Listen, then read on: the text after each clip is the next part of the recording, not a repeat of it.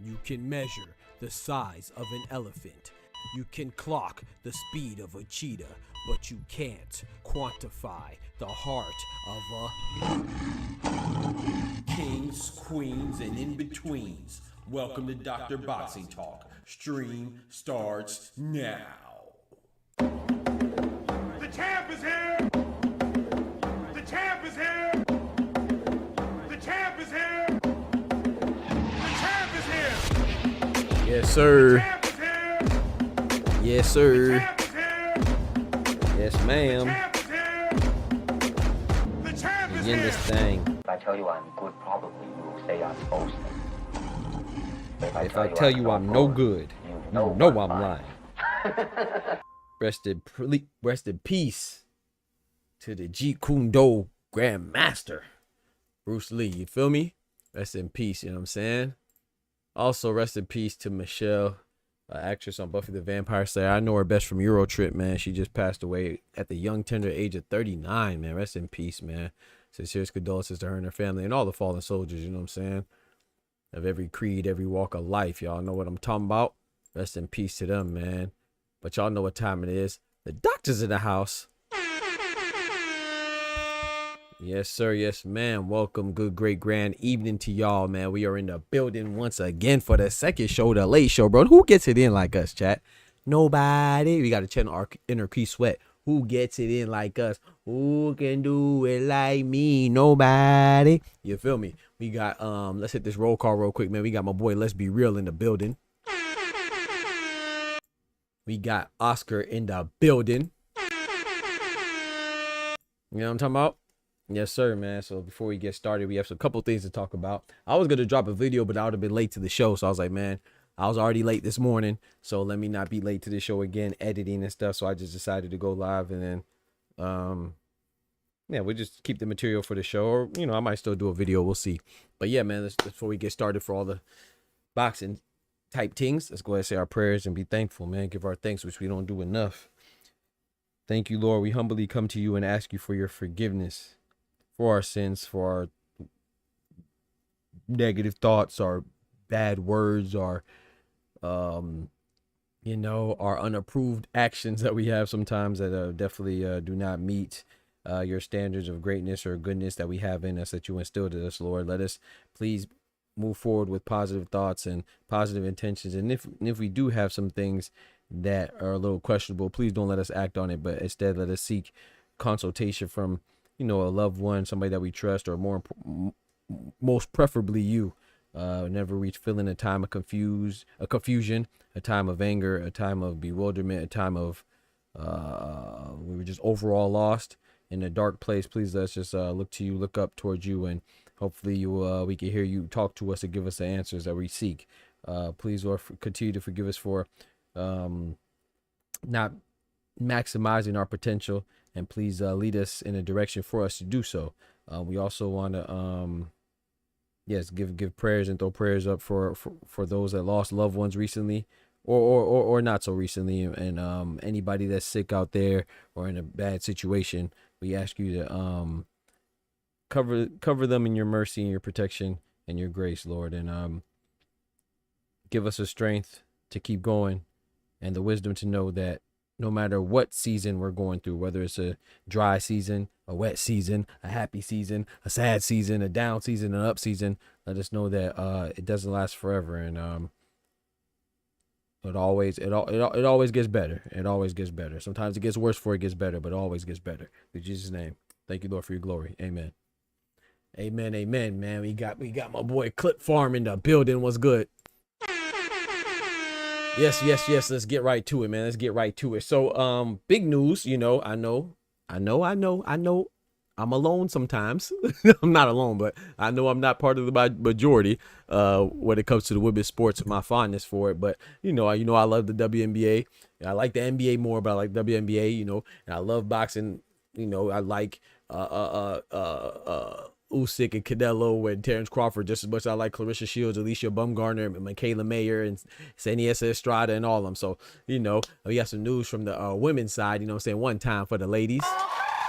You know, we have some news from them that Diana Taurasi, man, one of the GOATs in WNBA and basketball, man, especially for, you know, on the women's side in WNBA, man, she retired after 20 years. I can't believe it's been that long, man. So big salute to Diana Taurasi, man, a.k.a. the White Mamba, which Kobe Bryant, the late, great Kobe Bryant coined her as, you know, after him being the Black Mamba. She's a White Mamba, man. She retired today, man, or yesterday. No, today. So shout out to Diana Taurasi, man. Definitely a baller. You know what I'm saying? Always will be a baller. I got to see Sue Bird play. I don't think I ever saw Diana Taurasi play live, but shout out to her, man. All right, so let's get to the boxing, man. Let's get to the boxing. Shout out to Diana Taurasi. Now let's get to the boxing, man. So right out the gate, bro, Bacoli, this man Martin Bacoli, man. It seems like, excuse me, it seems like it ain't all good in the hood all the time. You know what I'm saying? I always say it's all good in the hood. You know, let's go to the hood where everything good. But where Martin Bacoli coming from, the Democratic Republic of Congo, you know, the bad man out of the Congo, man, he just lost to Joseph Parker, you know, but he did a brave thing, right? He took on Daniel Dubois' fight in 2 days' notice. You know, big salute to him and big salute to Joshua Padley out of England. You know what I'm saying? The bad mind electrician out of England. You know, he tried to come and shock the world in 4 days' notice. Bacoli tried to shock the world in even more limited notice. You know, they both suffered defeat, but they both get my respect, which they already had before. You know what I'm saying? When Padley upset Mark Thunder Chamberlain in his last time out, you know, he got my respect, and then Martin Bacoli been had my respect. So especially what he did to Jared Anderson, which we anticipated, right? But Martin Bacoli, man, things kind of got worse, right? I wouldn't say it was bad, because even though he got stopped early, intelligent folks would recognize the huge, significant, severe handicap he was under going into the fight. So we should dismiss that performance. However, you know, he did get paid. He got compensated very well, according to reports, you know, in his own disclosure and his trainer's disclosure. But that action did come with a consequence. And that consequence is that he will no longer be considered in an IBF eliminator. So what does that mean? When you're in an IBF title eliminator, that means if you win, obviously you get a title shot, because it's eliminating the people who are next in contention for a title opportunity. And his next fight against Efe Ajagba, the Nigerian badman, was supposed to be for a title eliminator for the IBF to get a shot at Daniel Dynamite Dubois, right? Well, because he took that fight against Joseph Parker, even though it's for the WBO, you know, he's still ranked in the IBF. And as a consequence of losing, he gets dropped down the rankings. Now, I know a lot of people will look at like, dang, man, that's messed up. It doesn't make sense. No, it might be messed up from a sentimental standpoint, from an emotional standpoint, from even a righteous standpoint, but it's not messed up from a rule standpoint. I mean, you lost. when you lose, you're supposed to get dropped in rankings. I mean, that's how it goes, right? In fact, it'll be messed up if the rankings weren't touched, regardless of the circumstances, right? So while I do think it's unfortunate, I can't say it's messed up. And while I would love for Martin Bakole and Efe Ajagba to remain as an IBF title eliminator, it's not messed up according to the rules, because there are always people that are there in the rankings waiting to get the shot that they deserve. And that's what rankings are for. If we disregard the rankings, then, you know what I'm saying, it's kind of like a riot on the sanctioning bodies and the administration and the rules that need to be adhered to in boxing for it to run smoothly. Now, the silver lining is that boxing moves with fluidity, right? It might be this way today, but it might not be that way tomorrow. Or it might be that way yesterday. It might be this way today, and it might be a whole nother way tomorrow. So things can change. But as it sits right now, Martin Bakole versus Efe Ajagba is no longer a title eliminator, and I kind of think that's how it should be. You know what I'm saying? Because like I said, the people behind him deserve their opportunity too, and you know, they probably weren't called to be a replacement for Joseph Parker. So while he did get compensated, he does get a minor setback as far as the rankings go, but I think he'll get back there anyway, because I do think he's a beast, and I think he beats Efe Ajagba. And you know, so now instead of having one fight between a potential title shot, he may have 2 or 3 fights. So I don't really see the big issue, but it is kind of unfortunate if he thought he was going to get a potential title fight in 2 fights. You know, now it might take 3. You know, you have to do Efe Ajagba and then probably somebody else, and then a title shot, as opposed to Efe Ajagba, assuming he wins, then a title shot. So I don't really have a problem, especially when it's the IBF. You know, I personally believe that the IBF, not saying that they're the best sanctioning body when it comes to everything else, but they're definitely the best when it comes to giving their fighters an opportunity to fight for a title, which is what the majority of fighters fight for. You know, you don't want to be overlooked or jumped because you don't have a certain amount of backing, or you're not with a big promoter, you don't have a huge profile. In the IBF, you know, they are pretty much the strictest sanctioned body. Not only that, but they also try to minimize the amount of weight bullying that goes on, because they implement their own rehydration clause. You don't have to worry about it from an individual fighter standpoint for negotiations. Now, if you want to negotiate something that's even lower than what the IBF standard is, you could do that. But the IBF implements their own rehydration clause, and I think that's dope. You know what I'm saying? I think that protects the fighter. So Oscar said, what? That's BS. Yo, we got my boy Ty in the building, big member in the building. And I'm not mad at Oscar's sentiment. You know, he said, what? That's BS. I feel that. But, you know, it does make sense. That's just because it makes sense and just because it's justified doesn't mean that it's right. But it is right from a rule standpoint. He said, Les Brio said, is Parker in the IBF? No, he's the WBO, remember? So that's why him being the WBO interim champion, he was going to lose his belt when he fought Dubois. Because if you know, which I'm sure you do, when you're a champion, whether it's a super champion, regular champion, interim champion, or otherwise, as long as you're a champion, you eliminate yourself from other rankings. So for example, Joseph Parker, because he was an interim champion, he wasn't supposed to be in the IBF, WBA, or WBC rankings because he's a champion in WBO, even though it's an interim champion, not the full champion. Still, because he was challenging for the Dubois, they put him in the IBF rankings once the fight was made. And then as soon as he stepped in the ring and that first round bell goes ding, he would have been stripped of the WBO belt simultaneously. But because Dubois fell ill and he was no longer fighting, then it didn't count as an IBF challenge. It was just a WBO, and that's why if Bakole would have won, he would have became the WBO interim champion. And that's why I think IBF is looking at like Bakole like, hold on now, because if you would have won, I'm sure you would have took that WBO interim belt with no problem. You feel me? And if you would have took that interim belt, you would have been removed from the rankings anyway. So that's what I'm saying. It does make sense, despite our emotional attachment to the situation. Be like, dang, you kind of penalizing the guy for being brave and saving the card that we enjoyed. But at the same time, if he would have won, he would have been removed anyway. So it would kind of be contradictory to do something that's beneficial for him, but not do something because of the contrary transpired, and we don't penalize him like everybody else would have been. So like I said, I'm not making an excuse for it. I'm not saying that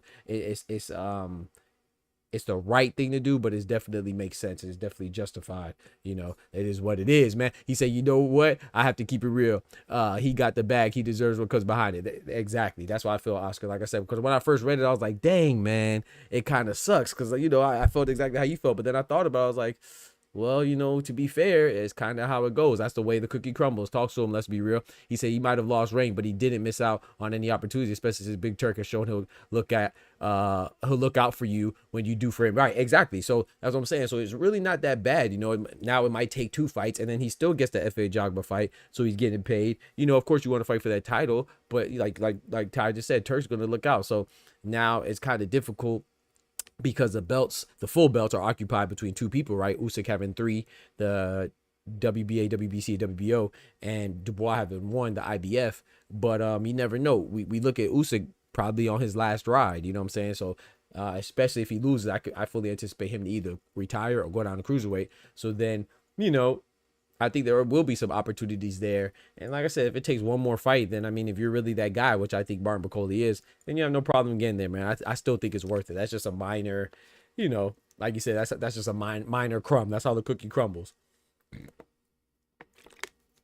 I think overall, Bakole still should not regret his decision, you know. But yeah, so shout out to Bakole is out of a. Now it does pose this question, right? Now if I'm Bakole, because I'm no longer involved in a title eliminator, maybe I might not even fight FA Jogba. Maybe I might go for more lucrative opponents, you know, more opponents that are known. Like maybe I go and try to fight, I don't know, give me somebody, maybe I try to pursue Ajit Kabayel. Maybe I try to get a AJ match for real, which I don't think these guys will fight him, but I'm just saying he could go.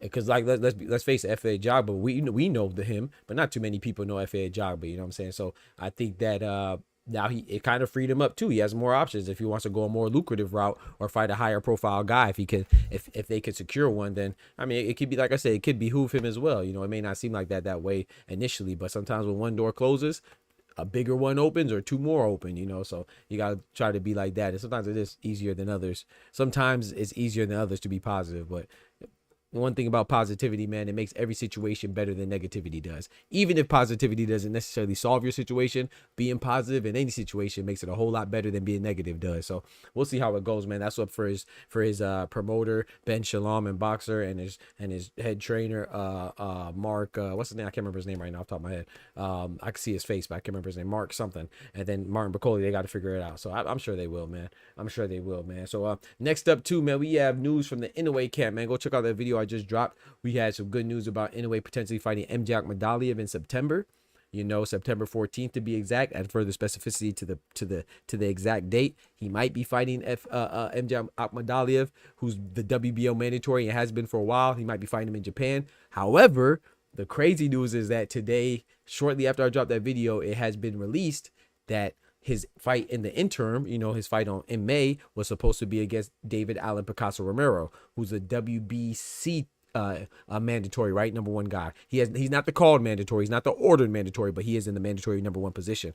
The undefeated Mexican fighter, young fighter. But it has come to a stalemate, if you will, and the fight seems like it's in jeopardy, right? It's been reported by Chave, ESPN, the Deportes, that fight may be in jeopardy because they're running into some negotiation issues. So what we've been thinking that Naoya Inoue would fight in Vegas, in Las Vegas in America, you know, part of his Riyadh season deal and stuff like that against Picasso, he might not be doing that. You know, he might still fight in Vegas, but he's looking for a replacement right now. So I'm hoping, this is what I'm hoping. I'm hoping that MJ Akhmadaliev news that I dropped today, that he could potentially fight him in September. I hope that changes from September to May, and staying with May and be in Vegas, man. That'd be fire, bro. If he could fight Naoya Inoue versus if we could get Naoya Inoue versus MJ Akhmadaliev in Vegas, come on, man. Come on, man. Come on, man. What we doing, man? That'd be great. So no disrespect to Picasso, but you know, I kind of see him as a similar to Sam Goodman. You know, Sam Goodman, the Australian fighter, he was the number 1 position in IBF and WBO, but I always thought Naoya Inoue would be him. I think Naoya Inoue would beat Picasso. And I think, be honest, I think Naoya Inoue beats MJ Akhmadaliev too, but MJ Akhmadaliev to me is the biggest threat. You know what I'm saying? The one that could most realistically potentially dethrone Naoya Inoue. Like I said, I think that's the best matchup at 122 in my opinion. Would I be happy if he fought Picasso Romero? I'm cool with that. If he fought Sam Goodman, I'm cool with that. If he fought Elijah Pierce, I'm cool with that. If he fought John Rio Casimiro, I'm cool with that. But I think MJ Ahmadali poses the biggest threat, and that's the fight that I'm looking for at 122, the most. You know what I'm saying? So it's bad news, but then good news again. You know what I'm saying? So it's like a little give and take with boxing all the time. You know, so that's news. I'm gonna keep y'all updated as I learn more. But that's what it is right now. That fight may be in jeopardy, man. Don't forget to smack that like button if you haven't done so already. You know what I'm talking about? Yeah, go ahead and do that for your boy. And then also too, man, I told you I was gonna look into this. I found the card. I found the official scorecard that I want y'all to check out. This is the official scorecard for the Daigo Higa and Seiya Susumi versus Daigo Higa, that bantamweight championship fight that we saw on Monday. And remember that 9th round right here? If you can see my mouse, that 9th round we saw 2 knockdowns, right? And we were like, man, you know, boxing is there's so many things with boxing. I was like, man, somebody asked me how do you score that, and I was like, man, I'm not absolutely certain. I was like, man, you know, because it's a 10-8 round and somebody gets dropped. But if somebody else gets dropped, is it an 8-8 round, or is it a 10-10 round? Do they cancel each other out, or does the person that won the round get a 9-8, or do they get a 10-9? You know, there's a lot of questions, and these are good questions because you see. I remember I was watching Pro Box one time, and Chris Algieri and Paulie Malignaggi were talking, and they couldn't agree on how it was scored when you get 2 knockdowns. You know what I'm saying? So in boxing, sometimes it just changes, and some, you know, and it might be this way with this commission, might be this way with this sanctioned body, and it changes. But however, this is the Japan Boxing Commission, the JBC, and I trust what they go by. And I'm going to go with this. So if you see in this 9th round, it was scored 10-9 in favor of Seiya Susumi. So I thought it was a 8-8 round because they both knocked each other down, but I was like, man, I think Seiya Susumi won. Oh, my ears ringing for some reason. Oh no. But yeah, I thought Seiya Susumi won. And then so I found out, of course, right here, this is a proof of it too, that when you have 2 knockdowns, I told you I was gonna look into it, they do indeed cancel out. And then you just give it to the fighter who had the more impressive round. And I thought that was Seiya Susumi, so I scored it 10-9. And that's exactly what they did here too. They scored it 10-9 the 9th round. So, you know, that's good. So we on point with that. Even though I wasn't sure, you know what I'm saying? I wasn't sure because I thought scoring it 8-8 would be cool too, especially if you don't know which way it went. But even if you didn't know which way it went, then it would have been a 9-9 round, you know. So that's good news there. And then, like I said, here's just to show even further. It comes down to that judge's discretion too. Yeah, it comes down to that judge's discretion too on who won. But no, so this is a 10-point system now. Like I said, this does change for depending on who's there. But like if you go right here to number 5, it says if both fighters score a knockdown in the same round, the deductions cancel each other out. And though the judges may still award the more dominant boxer a 10-9. So let's say that it was a draw, you could say it cancels out and it'll be 10-10 or a 9-9. So I think more appropriately it would be a 10-10 because according to this, but I've seen it scored a 9-9 as well, you know. So but then if you still pick who won, then it'll be 10-9. So we just like to get down to the bottom of things. So if 2 guys get knocked down but 1 guy won, then you give it a 10-9 like it's a regular round because they canceled out according to that, and that's what I'm gonna go with, you know what I'm saying. But tie is also, like I said too, is that it's up to the person's discretion and the referee too. So you know, it just changes, but that's what I'm comfortable going with because that's what I was thinking anyway. We got Won't Be Famous in the building, man. He said some will give it to whomever had the better round, where some would actually leave it blank and come back depending on the depending on the outcome of the fight. Yeah, I don't think you should ever. I don't know about that. I gotta look into that. You shouldn't leave it blank. I don't think, but I'm not familiar with that one. Yeah, I don't know about that one. But yeah, I don't think you should ever leave it blank, man, and go back. That seemed a little shaky. You know what I'm talking about? You gotta go back and change some things. But yeah, I think you should always give it to whoever had the better round.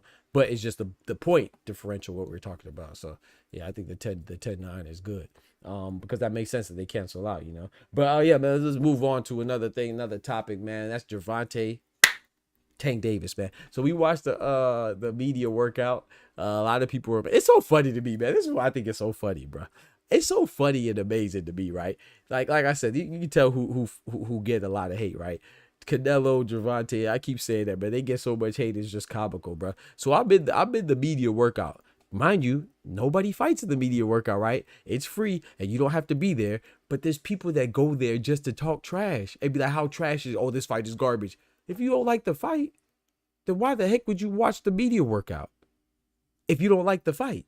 If you don't even like the fight, why would you watch the media workout? That's worse than not watching. That's worse than watching the fight because at least it's still boxing, but this says it's not even boxing. It's just press. So you're watching the press and the promotional activities for a fight you don't like just so you can sit there and complain. Like, to me, that's just some, I don't know, man. But I was in the chat, man, and I saw a lot of people, man. If I could see them in their face, I'd tell them straight up that. Nigga, you's a bitch. So yeah, I just yeah, sketchy things. That's a fact. Some things are sketchy. I agree. But yeah, I just think that it's just weird. Like, it's not even crazy. It's just weird, bro. It's like almost sad, bro. I'm not saying you can't talk trash and critique, but if you talk about how bad the fight is, like I saw this one guy there say, "Oh yeah, you see, Tank don't care about his fans." Bitch, why are you there? I don't. Like him because he doesn't care about his fans. Why are you in a voluntary promotional conference that doesn't even include any boxing matches? I saw somebody else saying there, had me rolling. I ain't gonna lie, this was funny. But they were like, "Oh, man, this guy doesn't look good. You know, he gonna get knocked out." Bitch, nobody's fighting, bro. He ain't gonna get, like, it's like he's not gonna get knocked out today. And there was somebody said, what they said? They said, oh man, Rayo doesn't look ready to fight. Bitch, ain't nobody fighting today. It's Wednesday. What you mean he doesn't look ready to fight? They're not supposed to be ready to fight. Like, they said he doesn't look like no, this is what they said. Sorry. They didn't say he doesn't look ready. They said his energy doesn't give that he's ready to fight. Because they not fighting, genius. Wait, why would he have the energy of, like, what do you want him to do? Go in there, start swinging on everybody? Like, what do you expect to see, bro? And then, but it was funny. I ain't gonna lie. Tank got to tighten up, though. Tank remind me of Lauryn Hill, man. You know about Lauryn Hill's at her concerts? You know, you don't never go there on time because she ain't never on time. Tank was not on time, and then he didn't even do the media workout. That joke was funny, man. It just had me rolling. But I did find it interesting from the things that were discussed, and I'm gonna show you what was discussed right here. Let me show you what was discussed right here. I'm about to bring it up, baby. So let's check it out. Give me a second. All right, so this is what they asked Tank right here. Hopefully I don't get copyrighted for this, but whatever. So this is what they asked Tank right here about his plans for 2025. Check it out. Going into this fight against Lamont Roach, what are you hoping to accomplish this year in 2025? So he asked him, what do you hope to accomplish this year in 2025? And I thought this was very interesting in what he said. And it all begins this Saturday against Lamont Roach. Stay in the ring more this year, for sure. I probably got, I want to say, hopefully I got 3 fights this year. So he said, hopefully he gets 3 fights this year. I don't know if y'all can hear it. It's kind of low. Let me see. Hopefully. But I'm looking forward to Lamont Roach. So he said he's looking forward to Lamont Roach, but he's hoping that he gets 3 fights this year. Now, I'm not going to lie. Y'all know I'm a big Tank fan, man. You know I rock with Tank. Canelo and Tank are my 2 favorite fighters. You know what I'm saying? I like Junto Nakatani, but I like a lot of fighters. Caleb Plant, you feel me? I like a lot of fighters. Terrence Crawford, Usyk. I like a lot of fighters, but my top 2 favorite fighters probably Canelo and Tank. You know what I'm saying? But I'm not one of those goofies that think that you can't critique them or they're infallible or they're perfect. I think that's groupie stuff. You know, I ain't never been no groupie. But I say that to say that I would love to see Tank fight 3 times. But when I heard him say he wants to fight 3 times, the first thing that came to my mind was bullshit.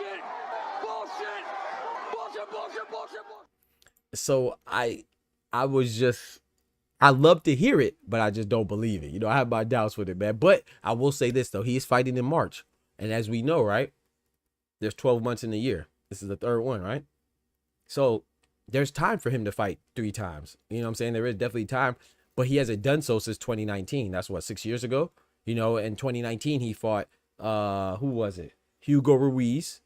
He fought Ricardo Nunez to defend his WBA title at 130, you know, super featherweight or junior lightweight, whatever you want to call it. And then he fought Yuriorkis Gamboa in December of 2019 to obtain the vacant WBA title at 135, even though it was a regular title, but, you know, still a title, right? So that's what he fought 3. That's the last time he fought 3 times. Could he do it again? Like I said, I don't believe it. But I would like to see it, and I like the fact that that's his intentions, you know, even if he is woofing a little bit. And I'll tell you this, I have my doubts that he'll fight 3 times, but if he does, number 1, I love it. Number 2, I don't even really care who the opposition is. But I'll tell you this, if he fights 3 times, which I don't think he will, I guarantee you if he fights 3 times, one of them will be a unification. You heard it here first. I'm telling you, I just have a good feeling. Now, I don't know if it'll be Shakur. I don't know if it'll be Loma. I don't know if it'll be the winner of Zaur Abduliev and Raymond Murataya. I don't know if it's Keyshawn Davis. But I'm telling you, if he fights 3 times, you better believe one of them will be a unification, bro. I really feel that way, dog. Yo, we got Lance in the building. What's good, bro? We got Smoochie in the building. What's good? So we'll see how it goes, man. He said, I hope Tank loses. Upsets are good. It is a reality check. I love upsets. Yeah, I love upsets, but nah, I don't hope Tank loses. But I wouldn't be mad if Lamont Roach wins, but let the best man win. You know what I'm saying? I'm not rooting for Tank to lose, but yeah, I never get mad at upsets. You know, I like Errol Spence and I like Terrence Crawford, you know? And I love the fact that they were fighting because I love to see the best fighting the best. I love when good fights happen. I wasn't mad because I thought Errol Spence was going to win, that Terrence Crawford won, because I knew they were top-notch fighters. I don't really understand that. Like Canelo and Benavidez, I like Canelo, I like them both. But if Benavidez beats Canelo, I'm not going to hate Benavidez. No, he deserved to win. So yeah, upsets do happen all the time.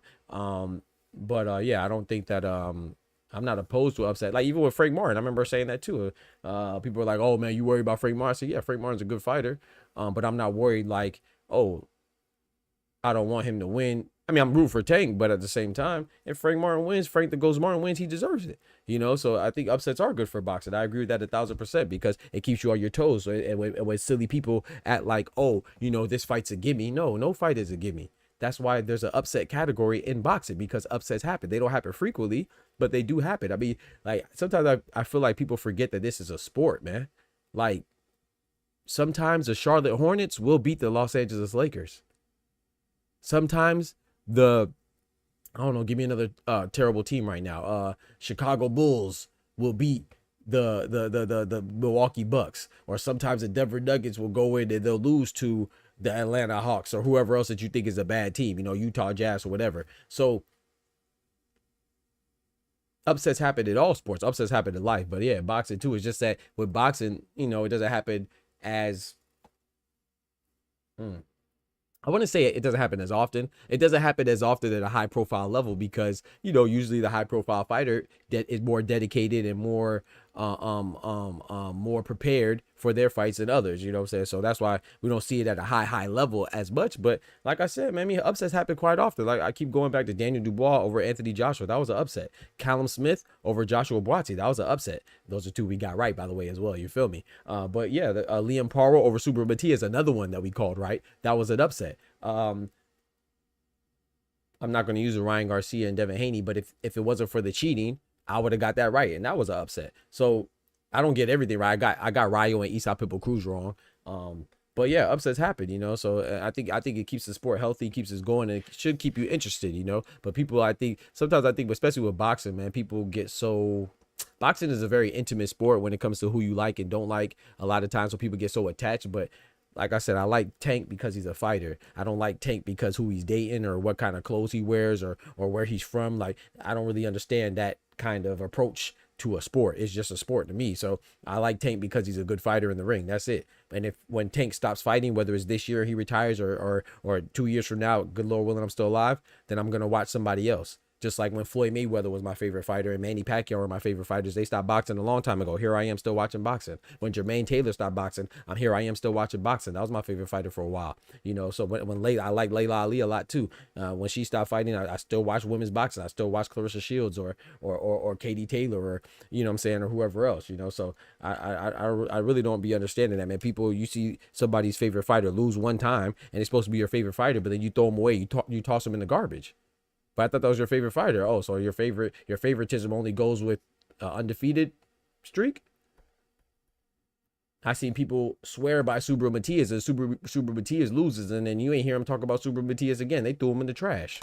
Know your fucking place, trash. So yeah, I just don't get it. But yeah, man, I would love to see Gervonta fight 3 times. I think that'd be dope. But like I said, it's just rare that we see fighters fight that frequently at all, you know what I'm saying? Unless you're talking about like an up-and-comer like Abdullah Mason. But a fighter with star power, especially to the caliber of like Gervonta Davis, it's just not often that you see him fight 3 times, you know. Naoya Inoue is one of the few. It's not a rarity to see him fight 2 or 3 times, mostly 3 times, you know. But even Canelo, he fights twice. You know, in May and September, Cinco de Mayo and Mexican Independence Day, respectively. You might see Usyk twice. You're not gonna really see him 3 times. Terrence Crawford, you see once. You might see give me another star. You might see Anthony Joshua 2 times. Sometimes you see him once. You know, so it's just a lot of times people.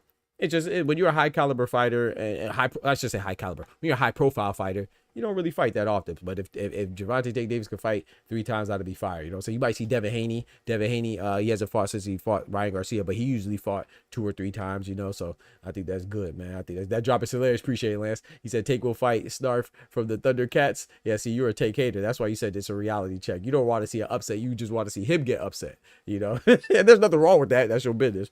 But you don't really like upsets. You just want him to get upset because you don't like Tank. But it is what it is. But I think upsets are good, you know. Whether MJ Akbadalia beats Naoya Inoue, or I don't know, even if Jaime Munguia would have beat Canelo, you know, it is what it is. Like when Caleb Plant, I hated to see my boy Caleb Plant get ragdolled by Trevor McCumbee. But at the same time, a part of me is like happy for Trevor McCumbee because he's an unknown fighter and this is his time on the big stage. If he could go in there and do it, he's getting punched on and he's giving punches. So, you know, they deserve whatever they could get, man. May the best man or woman win. He said Keyshawn gonna fight 3 times, hopefully. Yeah, Keyshawn's different though. He's not a high profile fighter though. You know, he's getting up there, but he's not there yet. You know, he headlined twice. So shout out to him. But he only has 13 fights, 14 fights. So 14 fights and he's 22. Or no, he's 24, 25. So he should be fighting that many times. So I'm talking about like the high profile. Like to me, the guys that you won't see 3 times is like Shakur. You won't see Shakur Stevenson 3 times. You might see him twice. You know, hopefully we do see him more times or more frequently. I think it's, bro, like for me, I want to see like even Juto Nakatani. We see Juto Nakatani you know, so you might see him 3 times if we're lucky, but 2 times, 3 times. So I want to see all the fighters more frequently, you know, but it's just not too realistic, you know. Especially if it's the last time you fought 3 times in 1 year was 6 years ago. It's kind of hard to believe, but he could definitely do it because of the fighters that I told you in 2019 when he fought, I can't remember his name right now. I just said it. Hugo Ruiz, he fought him in February, which this is March, but you know, it's going to be March when he fights, but that's close to February, right? And then he fought Ricardo Nunez. Don't quote me, but I believe it was in July, maybe August. And then I know he fought Gamboa in December. So like I said, it's pretty much on that timeline to do so, but I just don't think it'll happen. But if it does happen, I'm telling you, he'll be fighting unification. He said Tank will be fighting a punching bag. I don't think that's a punching bag, bro. I don't think that's fair. You know, shout out to Orion, but I remember distinctively when I was talking about Naoya Inoue and you jumped on my head top. I just want to be very clear when I say this. Shout out to Naoya Inoue. That's my guy. Lamont Roach is a better opponent than Naoya Inoue's last 3 opponents. That's a fact. Louis Neary, 3 fights ago, got knocked out by Brandon Figueroa. Stopped. And he wasn't a champion in a lower division or a higher division or the same division as Naoya Inoue. His other opponent before that was who? TJ Doheny. No explanation needed. He hurt his back. Right? His neck and his back. You know what I'm saying? Naoya Inoue stepped on his toe, punched him in the stomach, and it tweaked his back. He's not better than Lamont Roach. And then definitely Yi Jun Kim nor Sam Goodman. Even though Sam Goodman was undefeated, he would have been a better opposition.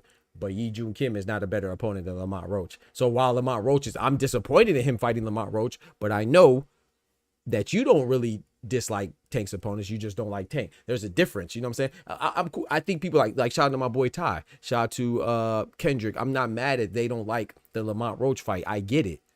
But it's different if you just don't like the fighter. You know, so there's nobody that Tank could fight that you'll be happy with besides maybe Shakur, maybe. I don't know. Because I feel like if you fought Loma, you'll probably say he's old. Same with Canelo. Like Canelo fighting Jaime Munguia, a lot of people didn't like that fight. That was a good fight. It was an undefeated young fighter. But because he wasn't David Benavidez, people try to say, oh, Canelo doesn't fight anybody. Canelo is about to fight another undefeated fighter in William Scoll, who's a champion right now. How by definition is that a bad fight? How by definition can that be a bad fight? It's impossible for you to fight an undefeated champion and it's a bad fight. But people, because they don't like Cinnamon, will say, oh, that's a bad fight. But then you'll turn around and tell me that Nick Ball fighting TJ Doheny, who just came off of a loss against Naoya Inoue, knocked out, moved up to a higher weight division, and gets another title opportunity, you'll tell me that's a good fight. Fuck out of here. Fuck out of here, man. We ain't gonna see Shakur more because it takes his head 3 months. Yeah, facts, exactly. That's what I'm saying. So like, there's very few fighters that fight 3 times. That's why I think it's a little bit unrealistic. No. Check that. It's not unrealistic. It's just because it is realistic. It's just improbable. I don't think it's gonna happen. You know, so there's a lot of guys that I understand it. You know, I know a lot of people don't like Tank. I know a lot of people don't like this person, that person. But like, I know a lot of people think that I don't like, let's say, Lomachenko. I would love to see Lomachenko fight 3 times. Like I don't dislike any fighter. Some people think I don't like Devin Haney, right? Because I put money on Ryan Garcia, but I tell you, I analyze fights and I liked Ryan Garcia more. Past tense, liked past tense. I don't like him anymore. Not just because he cheated, but more so because of the stuff that he said in regards to people that look like me, you know. But I like Ryan Garcia because I thought of him as a guy that is ready to fight everybody, you know. And I applauded him even more so than Tank when it came to fighting his peers, right? Because he fought Tank and then he went to go fight Devin Haney. Granted, he cheated, ain't no telling how long he cheated, but I always applauded Ryan Garcia for that, and I put my money behind Ryan Garcia because I thought stylistically that was a good matchup for Devin Haney. Granted, it doesn't count anymore because he cheated. We do not let people who are on the juice discuss real athletes. That's all. However, my point is that I didn't pick Ryan Garcia because I don't like Devin Haney. I picked Ryan Garcia because I thought it was a good matchup, and I made an assessment based on their characteristics and their fighting styles. So I just can't relate to somebody who, like, even, okay, Wilder's one of my favorite heavyweights. You know, I like Big Bang Zhang a lot too, but I like Wilder more. I had no problem picking Zhang over Wilder. Ask anybody in the chat. I pick Zhang over Wilder. I like Wilder more, but I look at the history, I look at the fights, I look at the styles, and I make a fair, unbiased assessment. You know, that's why I have no problem telling people who I like. You know, because I like people, but that's not going to determine who I pick. I try to make an objective assessment, so I can never relate to somebody who just picks against a person because they don't like them. You know, I understand we all have our preferences and we all root for people, so that's another thing. But I just don't get, like, Tank ain't do nothing for me or nothing against me for me to hate him. Like Shakur, I don't really like Shakur. I to me he just seems like, you know, arrogant and sensitive, and I don't want to say arrogant, I shouldn't say that. He just seems sensitive and a little, like, entitled, spoiled a little bit. So he kind of gets on my nerves, like, when I see him in interviews and stuff like that. Like, even when he congratulated Padley, I'm not trying to nitpick, but he was like, yeah, man, shout out to Padley, man. He came and fought the best fighter in the world. He's supposed to think he's the best, though, you know, but just the way it said, like, oh yeah, man, this guy, you know, even though he was like, even though I'm better, I'm the best, still salute to him. It's like he gave him a compliment, but at the same time, it was like a backhanded compliment. Like, you could have just said, hey, man, shout out to him for taking the fight, you know, when he was handicapped, but he kind of like threw something in there. I just thought it was kind of corny. However, he's still a great fighter. And I love to see Shakur fight. Like Kendrick said, due to his hand being messed up, we'll probably never see him 3 times. But I would love to see him 3 times a year. You know what I'm saying? So I don't ever understand that sentiment. Ryan Garcia fell off the PR deep and hard. Yeah, he did. He said, yeah, he needed to find something. He said Ryan Garcia got into Oscar's sister. Oh, whoa. I don't know how I read sister, but he read Oscar's stash from the 80s and started to, how the heck did I read got into Oscar's sister? Hey, yo. I swear I got into Oscar's sister. What do you mean by that? My bad. I read it too fast, man. I swear I'm dyslexic sometimes. But yeah, right. He did something. Don't forget to smack that like button, man. But yeah, man, I just think that you know, the media day workout was, yeah, pause. That's a fact. Yeah, that was crazy. I don't know why I said that. Yeah, I meant stash. Whoa was right. I don't know how I got sister. I don't know. I don't know. I don't even know. But yeah, I think that the media day workout was pretty cool, man. I think that outside of Gervonta taking so long to get there, which doesn't really bother me because I'm interested in boxing. Like I said, I enjoyed seeing Jonas Tellis. I enjoyed seeing J-Rock, you know, Julian Williams. I enjoyed seeing Gary Anton Russell, Rayo Valenzuela, Alberto Puello, Sandor Martin. I thought he looked a little slim. You know what I'm talking about? But it was good to see him. And I think that I honestly feel like Gary Anton Russell and Rayo is going to steal the show. But I think Jonas Tellis and J-Rock's going to be good too. And I think that Alberto Puello and Sandor Martin's going to be good too. I don't know how explosive it's going to be, how exciting it's going to be, but I think it's going to be a close fight between Alberto Puello and Sandor Martin. So I'm looking forward to these fights, man. I think the media workout was good to, you know, it is what it is, man. Sometimes, you know, I know we'll complain because we want to see the stars, but if you really think about it, the stars already established, man. You already know what you pretty much need to know. You know, you're already going to watch the fight because of the star. So to me, it's more important for the smaller fighters or lesser known fighters to be at these press conferences, media workouts for us to observe. I'm not saying it's important for all of them to be there, but I'm talking about for us to see. So like, I think you should kind of be I'm gonna say happy, but you should kind of focus on seeing the other fighters, see how they look if you're really interested in boxing. But I know a lot of people not. They just majority just gonna see Lamont Roach, want to see Lamont Roach to get knocked out by Tank, you know. But I don't know. Ryan did what to Oscar? Hey, come on, nah, come on, bro. No, did he? Oscar, you wild. Oscar, you wildin'. Yo, you wildin', bro. Nah. That's out of pocket. Yeah, you need to invest in special gloves. Yeah, you out of pocket. You out of pocket, Oscar. But yeah, man. So I think that with these fights, man, yeah, watching this workout, like I said, it doesn't really do much as far as give me a hint who's gonna win. But like I like to listen to the interviews, and Gary Anton Russell, when he was doing the pads with Gary Russell, his older brother, Gary Russell. Sometimes I feel like he was in there thinking he was about to fight, but he was just like, oh yeah, we gonna get him, and he got. So I just love that energy, man. Then you see Rayo going there and stuff like that. I just love that energy, man. I think Rayo and Gary Anton Russell is gonna be a good fight. And it's a great fight for Rayo's first defense of his title that he acquired from beating Esau Pitbull Cruz. So I think it's gonna be good. Like I said, I still am slightly leaning towards Rayo to win, but I think Gary Anton Russell is gonna give him all he got, man. I definitely think, from a skill standpoint and a toolkit standpoint, I think Gary Anton Russell is probably the best fighter that Rayo has been in the ring with.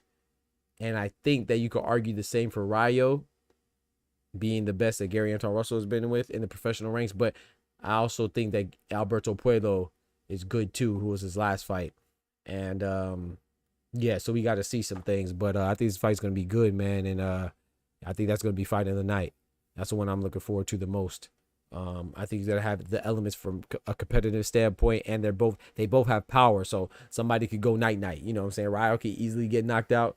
Gary Anton Russell could easily get that chin checked. You know, and but I'm just leaning towards Rayo to edge it out. But both guys could potentially KO each other. So that's always builds for a great fight. Now Lamont Roach, I know a lot of people said that Lamont Roach didn't look like he was impressive, but like I said, I don't really know what people want to see during the media workout. But I thought Lamont Roach looked in shape. He looked confident, and he looked good. I like the energy that I was seeing. So I think he's gonna come in there game and ready to fight, and we'll see how it goes. But I think that's a better fight than what people think. I think people just focus on the negative. It's just, oh, Tank's pulling somebody up. Yeah, he is a smaller fighter, but you know, so crazy to me. I saw somebody in the chat, and I don't know who it was, but it was a dummy, right? Somebody in the chat said, "Oh, Tank is gonna pull up Navarrete next."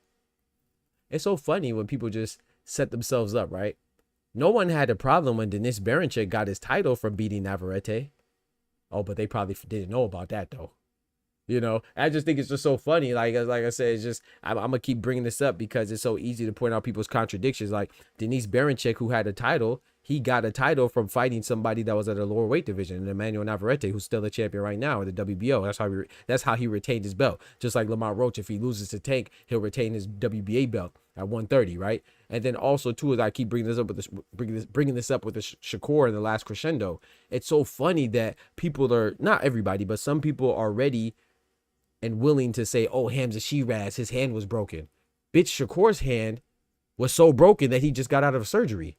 But people are still knocking him and saying he should have knocked out Josh Padley because it was short notice, which I agree he should look good, but Shakur's not a knockout artist. So you're telling a knockout artist to knock somebody out when he has a hurt hand. He just came off of surgery. But then the guy who had a terrible performance and arguably is a beneficiary of a robbery he should have lost, we're like, oh, his hand was broken. That's why he had such a shitty performance. No, both their hands were messed up. So why are we giving one? Why are we praising one or ready to give one an excuse and then not even want to hear the fact that guy had his hand hurt? And then I'm gonna give you another example with Shakur with contradictory actions and hypocrisy, right? People are praising Joseph Parker like, oh, that win was so impressive over Martin Bakoli. Bitch, it was in 2 days. The man didn't even have on his own gloves. The gloves that he had on were Triple D. That's not Martin Bakoli's initials. It was Daniel Dynamite Dubois' gloves. And what is that indicative of? That's a testament to how little time they had to prepare because they couldn't even fit their own hands for a glove, the most essential piece of equipment for a boxing fight. There's pretty much nothing else that's more important than getting the proper size gloves for a pugilist. He didn't even have time to do that. He flew 18,500 hours in skinny jeans. You can't sleep in that. You can't even breathe in there. I don't know how his nuts was breathing. I don't know how, to this day, I don't know how people was jerking in skinny jeans. You a jerk. You remember that song, jerk? I don't know how they move like that in skinny jeans. I can't even walk. I can't wear skinny jeans, bro. So I know he couldn't sleep. He's already on the plane. Ain't no way he could sleep. When he got the phone call to get the fight, his trainer was in Scotland. He was in the Congo. According to his trainer's account, Martin Bakole didn't receive a punch since August. Coincidentally, that was the last time he fought. He fought Jared Anderson in August. But then we say, oh, Joseph Parker looked good because he knocked him out. But then we look at Shakur, who's Joshua Padley was also a short notice, but Bakole had half that time because Bakole had 2 days, in quotations. And then Josh Padley had 4 days, in quotations. But then Shakur stopped him. People say, oh, well, he took 9 rounds to stop him. Bitch, he's not a knockout artist. He has like a 45% KO ratio. No one got mad at Bivol when he doesn't knock out anybody. And his KO ratio is higher. So, like I said, so it's just people like sometimes you got to acknowledge you're part of the problem, how you contribute to the problem. So if you think that Shakur is a problem because he doesn't knock somebody out, no, you're the problem because you're going into a Shakur fight expecting to see a Tank knockout. You're the problem because you're expecting, that's like watching a Canelo fight, expecting him to be as elusive and evasive and as defensive as Floyd Mayweather. No, you don't go and watch Jokic and expect to see him do what, I don't know. You don't watch Jokic and expect him to dribble like Kyrie. You feel me? Do you? You don't watch Kyrie and expect him to dunk like Blake Griffin. So why do you watch Shakur and expect him to knock people out like Tank? This is a legitimate question. This is coming from somebody. I'm not a big Shakur fan. I think Tank knocks out Shakur, but I think he's a good fighter, and I appreciate different styles of fighting. There's not just one way to skin the cat, bro. So I don't know. Like, so you can get mad at Shakur all day, you get mad at Tank all day, but you gotta look at how little you know about boxing, Mr. Boxing or Mrs. Boxing enthusiast or genius or purist. If you think that Shakur is boring, he might be not as exciting as some other fighters. Yes, I agree with that. I'm not saying he's not boring. I'm not saying you have to enjoy his style. But I think it's so lazy and so ignorant and incompetent for people to say they don't like Shakur because he doesn't get knockouts. That's one of the stupidest statements in boxing ever. That just shows how little you actually know about boxing. There's different styles, bro. Floyd Mayweather's not great because he was knocking everybody out. Floyd Mayweather wasn't great because he fought like Pacquiao. Floyd Mayweather was great because he fought like Floyd. Pacquiao was great because he fought like Pacquiao. Canelo's great because he fights like Cinnamon. Gervonta is great because he fights like Tank. Shakur is great because he fights like himself. So I mean, it's on you. You gotta acknowledge your ineptitude and inability to appreciate different styles of boxing. YD in the building. What's good, bro? He said it'll get worse as he moves up. He said, yeah, he is frustrated because he knows he can stop dudes that has the power, but his hands will let. Okay, now you reach it, Kendrick. No, you reach it. No, I ain't got no power now. Stop it. See, now you wildin'. You see? Now. I was trying to talk up your boy. You feel me? And then now you come in here talking about, oh yeah, he got his power, but his hands. Well, nah, he ain't got no power. Bro, stop it. I'm not going. You feel me? But yeah, you know, but that's a testament to his greatness too. You know, he found a way because he has a lack of power for whatever reason. If it's because his hands hurt, hands broke, or whatever, he found other ways to be successful. You know, there's more than one way to skin the cat. You know, like I said, when I got my PhD or whatever, and I was hesitant when my professors asked me to go for my PhD. You know, and I was go out right when I got my master's, and I was like, man, you know, I don't like the code, and they're like, you don't have to do everything great. And and to be successful in something. And I was like, you guys ain't right, you know. It's not that I couldn't do it. It's just I didn't like to do it. So I thought like going for your PhD, I was like, man, you got to really enjoy it in every aspect. You know what I'm saying? And you know, part of my dissertation, I had to code some stuff in MATLAB, and I hate freaking coding, but I could do it, but I hate it. And but yeah, my professor, shout out to Dr. Rivera Alejandro. He's like, yeah. So hey, how's he getting a title shot coming off of a loss? Who's getting a title shot coming off for a loss? Karma. You talking about Gary Anton Russell? Shout out to Karma, big member in the building.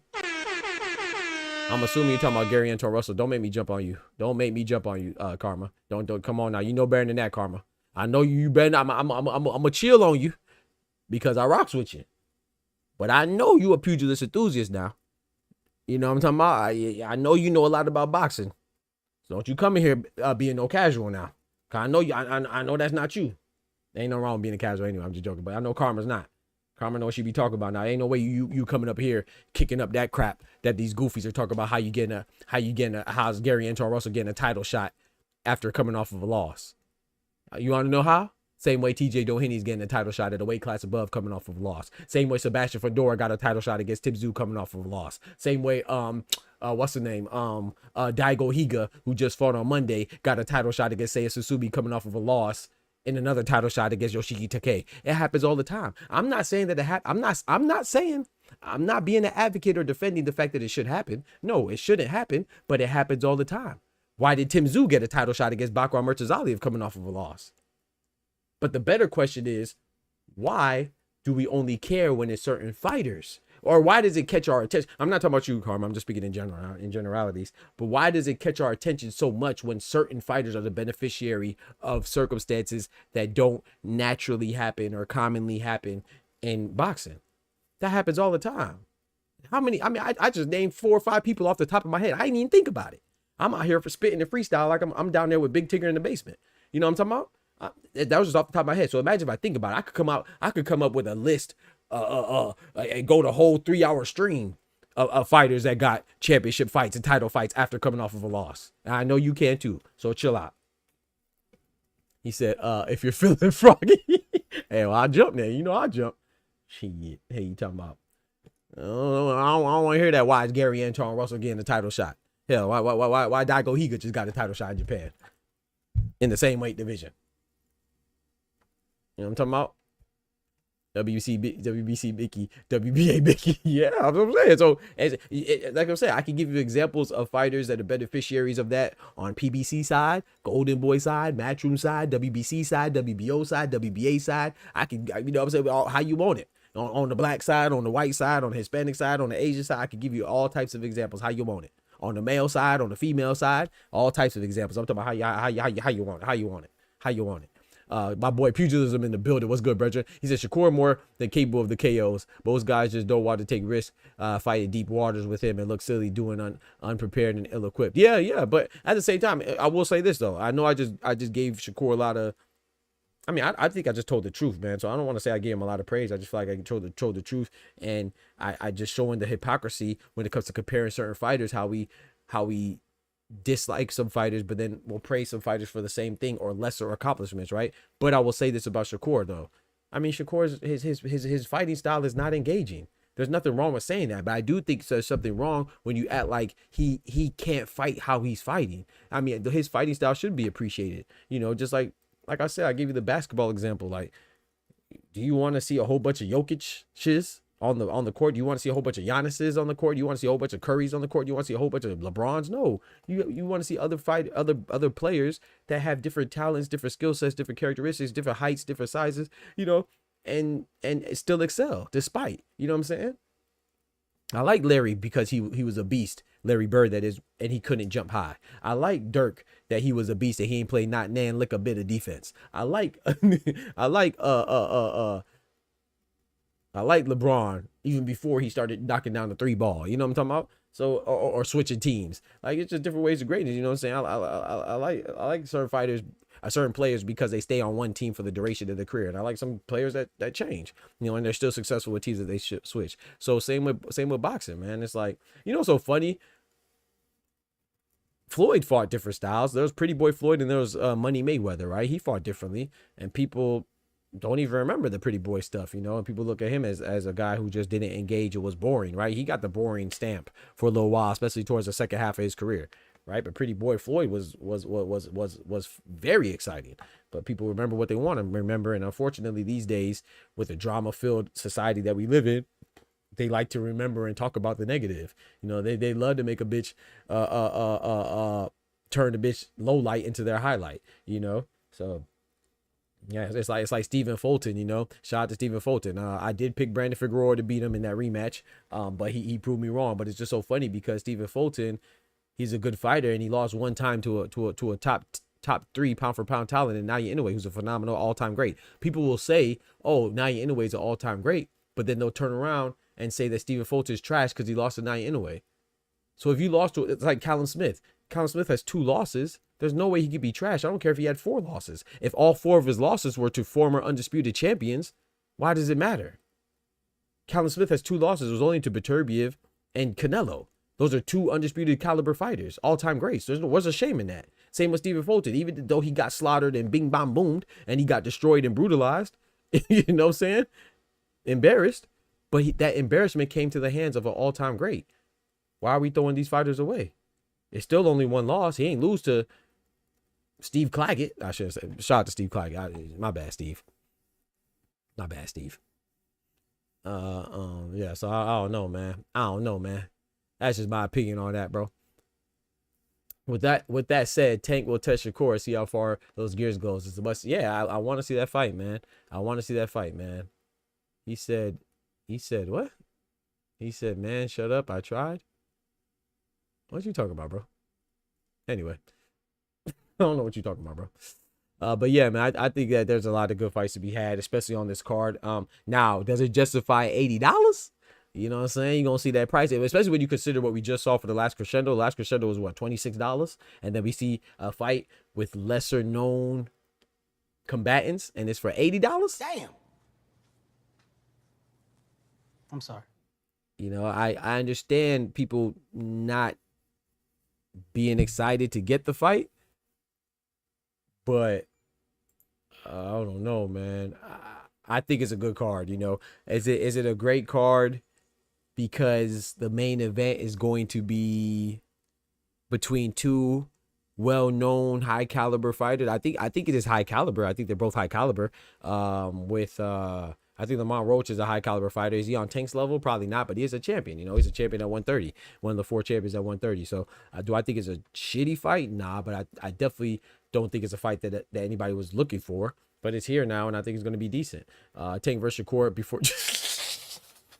Like I said, all right, I hope it happens. I hope it happens, man. You know, I hope it happens, man. But I don't know. You know, for me personally, I'm not knocking what you're saying. And so shout out to you. You know, if you don't like Tank, that's cool. If you or whoever you like or don't like, or if you only want to see Tank and Shakur, that's cool because I want to see that fight too. But for me, it's like Canelo, right? Like I said, Canelo and David Benavidez. That's a fight that I want to see with Canelo the most. I want to see him involved in that fight the most. But to me, there's other fights that I'll be intrigued in. Like I'm intrigued with him and William Skull for and him going through his aim to reclaim undisputed. You know, so same with like somebody like Usyk. If the fight that I'm most interested for Usyk is Daniel Dubois. But if he doesn't fight Daniel Dubois and he fights, I don't know. Hell, if he fought Derek Chisora, I would not like that fight, but I'd watch it. If he fought Anthony Joshua again for a 3rd time, I wouldn't really care for it, but I'd watch it. So, if Usyk fought Bakoli, I'm cool. If he fought Joseph Parker, I'm cool. If he fought AJ again, I don't want it, but I'm cool. If he fought, well, no, I wouldn't like AJ again. I'm like, that'd have been the 3rd fight. No, I don't want AJ again. But if he fought Bakoli, Caballel, Joseph Parker, I'm cool. But I want Daniel Dubois the most. Yeah, I was capping. I was reaching a bit when I said AJ. He said, "Go back to your country." He said, "No, wait, what did he say? I want to read what he said. Hold on, what did he say? What did he say? Go back to your country. We don't understand you. Pussy power." Yeah, boy, some people be drunk, bro. Yeah. Go ahead. Who just tossed him? Who just timed him out? Was that you, Ty? Thank you, bro. Go ahead, give him the boot. The man said pussy power. What? I don't know what he tried to. Yo, we got my boy 2-4 in the building, man. What's good, brethren? Shout out to my boy 2-4, man. What up? What up with it? He said, yeah, we go ahead and put him to sleep. You know what I'm talking about? Go ahead and hit him with that bing, bam, boom. That Canelo, those Canelo numbers. You know, where the Canelo at? Hold on, give me a second. I can't find it. Bum my cloud. There you go. You know what I'm saying? Go ahead and spank him up. You know what I'm saying? Hit him with the hip gyration. You know what I'm talking about? You know what I'm talking about? Go ahead and smack him out the chat, man, bum. But yeah, man. So I just think that dude, what we see for $25 not easily convinced for $80. Yeah, I agree, YD. That's a hard pill to swallow, if you will, right? The $80 is that's tough, man. That's a tough one to sell. Literally. You know, with the pay-per-view sales, but yeah, I don't know how that's gonna go. But it's Tank, you know, that they have economists and And people looking at these things, man, and they think that they could get off with $80. You know, so we'll see how it goes, man. We'll see how many people buy it and stuff like that. But like I said, I'm never really concerned about the economics of boxing. You know, it's $80. I'm more concerned if I'm gonna get it or not with the at a particular price point. But I don't really care about how much this fighter got at the gate or how much this fighter is on pay-per-view or whatever like that. Now, if it's a talking point, of course, but I don't really buy. I think he's gonna do well because I think Tank is the second or third biggest star in boxing. You know what I'm saying? I think I would say probably 3, but I would say 2 or 3. You know, him and Anthony Joshua are the 2 biggest after Canelo. Canelo's number 1. You know, so and then when you're close to the top, like I said, there's a whole bunch of stars in boxing, but I think that the superstars are Tank and AJ, and then the mega star is Canelo. He said $80. That's what I call TikTok view sleep. If this fight was 25, we would do 20 million in sales. But yeah, that's a good point, Kendrick. That's a good point, man. So like I said, I don't know, man. I'm sure they have some financial advisors over there that thinks that the $80 is a good price point. You know, I don't know. But what was interesting though, Kendrick, you know, they on Amazon Prime, right? Where did we see the Amazon Prime stamp? On that top ranked event in Japan on Monday. Ain't that crazy? Imagine if Top Rank, who's having their ESPN deal cancel this year, imagine if that was PBC or whatever. Yeah, imagine if that was PBC having their deal canceled. Imagine the press with them with that. It's crazy, right? Anyway, it might be over Tank from a monetary standpoint. I don't think so. I think in Japan, yes, but I don't think anywhere else. I mean, he's not even in the weight class to do that. So, I mean, maybe. I mean, yeah, I don't know, but I mean, I can't say that, especially one guy's on pay-per-view and one guy's not. You think Bob Arum doesn't want to make money? You know what I'm saying? I mean, Bob Arum will tell you in a hot minute. He said, "Hey." I mean, you could look at ESPN Plus as pay. I mean, ESPN Plus is, you know, that's something you got to pay for. That's not basic cable, but like. Bob Arum will tell you in a hot minute, you know. Bob Arum will say what? He said Teofimo wants to be on pay-per-view. Teofimo ain't no pay-per-view. He said we can't push that on pay-per-view. So it's not like people don't want to put their fighters on pay-per-view if they could. So yeah, I don't know. I mean, maybe so, but I don't think so. Definitely Japan, not in the US. I mean, he's at bantamweight. I mean, no one's looking at bantamweight down here, but I mean, come on now. Come on now. I mean, look at even Pacquiao, you know, Pacquiao is not Japanese, but he's Filipino. And one point, he's on that side of the world, right? And Pacquiao didn't really get popping until he came over here and was in Vegas and stuff like that. And he was at like 130, 135 when he really started, you know what I'm saying, shaking something. Pause. But yeah, Japan market might be bigger than US for boxing. Nah. If you look at the market itself, yeah, but no, I'm not going. Stop it. So, nah, hell no. Yeah, it's just, nah. Tank is bigger. It's that's the thing. It's not just U.S. versus Japan in that regard. We're talking about it'll be global. It's like, okay, so for example, like Canelo is not big because he's a Mexican star. It's because he's a global star, right? Yes, he represents Mexico and he's biggest in Mexico. Like Tank represents America, so he's biggest in America. But it's not just Americans watching him. It's not just Mexicans watching him, but in Japan, was smaller watching Canelo. But in Japan, with Naoya Inoue, it's not just Japanese it's not just the Japanese watching him, but outside of Japan you don't really have too much intrigue other places, you know what I'm saying? It's just the truth, you know. England's not watching in a way like that either, you know. It's just, I mean, just look at it, look what they talk about. They don't talk about Naoya Inoue like that. It's just because it's a victim of being a small fighter, bro. This is nothing new. It's not isolated to Naoya Inoue, man. Y'all better stop acting like y'all know boxing, man. Tighten up. He said, YD said, big part of the reason why Canelo and AJ are the biggest stars of boxing is because Mexicans and UK fans ride or die. Facts. US fans are real quick to bro, my boy YD is preaching right now. Hold on, let me get you right, bro. My boy taking him to church right now. He said, big part of the reason why Canelo and AJ are the biggest stars in boxing is because Mexicans and UK fans ride or die with their fighters. US fans are real quick to shit on American fighters. That's a fact. And like I said, who do you see doing that, chat? Do you think Derek Chisora would be big if he was American? Derek Chisora has 13 losses. Can you imagine if Deontay Wilder had 13 losses? We threw out Deontay Wilder, but he lost one time to Tyson Fury. And then we were still, the few of us were still reaching and hoping and clinging on to the trilogy. But after he lost the second time, people were done with him. Can you imagine if he had 13 of them things? You think he would headline? Derek Chisora just headline. Did he headline back to back? Wasn't he the headline against Joe Joyce too? So he headlined against Otto Wallen, and then he headlined against Joe Joyce. Or sorry, I said it backwards. He headlined against Joe Joyce, and then he headlined against Otto Wallen. You think Deontay Wilder could never? Jared Anderson could never. Who else? Give me another American heavyweight. Richard Torres. As soon as he loses, he threw. We already think he cruiserweight masqueraded as a heavyweight anyway. He lose one time, he threw. Shout out to Ricardo Torres. He's supposed to be fighting. I heard some rumors about him fighting. Was it Jared Anderson or somebody? He's supposed to be fighting somebody. I was like, okay, look at him stepping up. Oh, Guido Vianello. That's going to be a good fight. Richard Torres Jr. and Guido Vianello. The American versus Italian. That's going to be good, man. The Italian fighter, that's going to be a good fight, man. I think you're wrong. Anyway, maybe a bigger money man than Tank. I think you just want to say that because you just don't like Tank. I think that's where your Tank cake comes in. There's nothing to go off of. You're thinking off of what, bro? What are you saying that off of? What pay-per-view has he sold? What pay-per-view has he been on? Japanese people got that chicken. They love combat sports more than Americans. It's just baseball fighting for them. Yes, in Japan. Yes, no one's arguing that he's bigger in Japan, of course. Of course, no one's arguing that. You're arguing if he's bigger, if he's a bigger attraction in boxing. That's the argument. You're crazy if you think he's bigger than Tank. You're absolutely nuts. That's crazy. I could argue that Inoue is not bigger than Tank, Devin Haney, Ryan Garcia. Like, what are we talking about, bro? You talk about Tank? Yeah, you just don't like Tank. That's crazy. I don't think Inoue. We don't even have to go to Tank. Let's go to Ryan Garcia. I don't think he's bigger than Ryan Garcia. Not globally.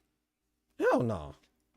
He's bigger. He's bigger from an accomplishment standpoint. Of course, he's a better fighter. Of course, he's more accomplished, has more accolades. He's gonna go down in the histories. You know what I'm saying? But as far as selling tickets and putting heads in the seats, you're crazy, bro. You don't even have to go to Tank. You went too high.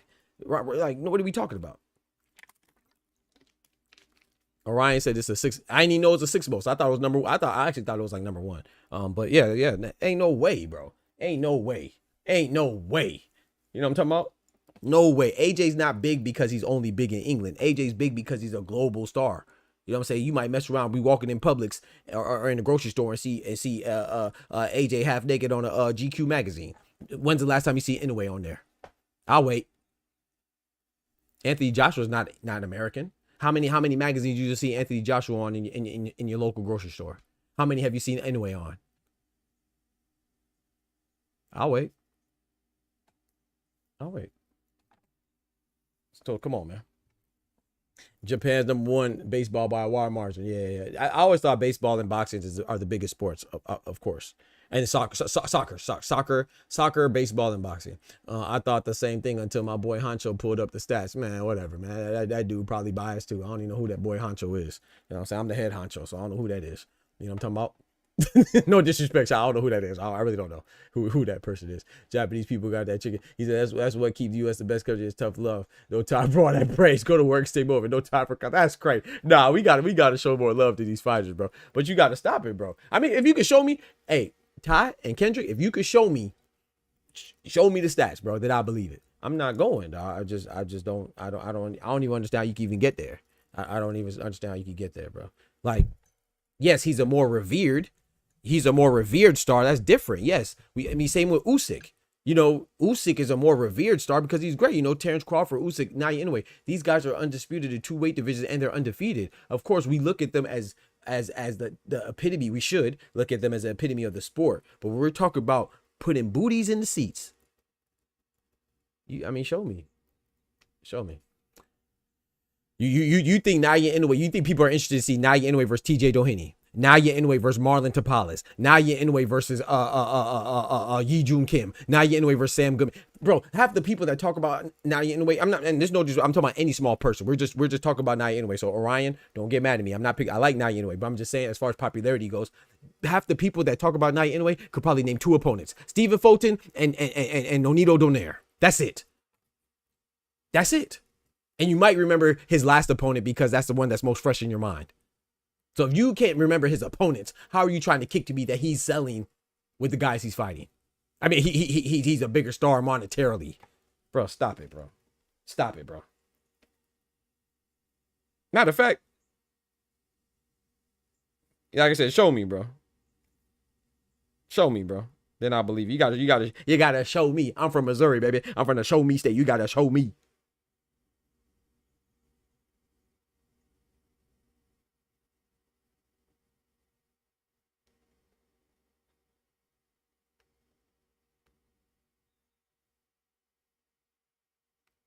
Give me a second, chat. Sorry. But I'll open it up the Discord, man. Anybody want to join? You can pull up, man. The Discord is open, man. Pull up.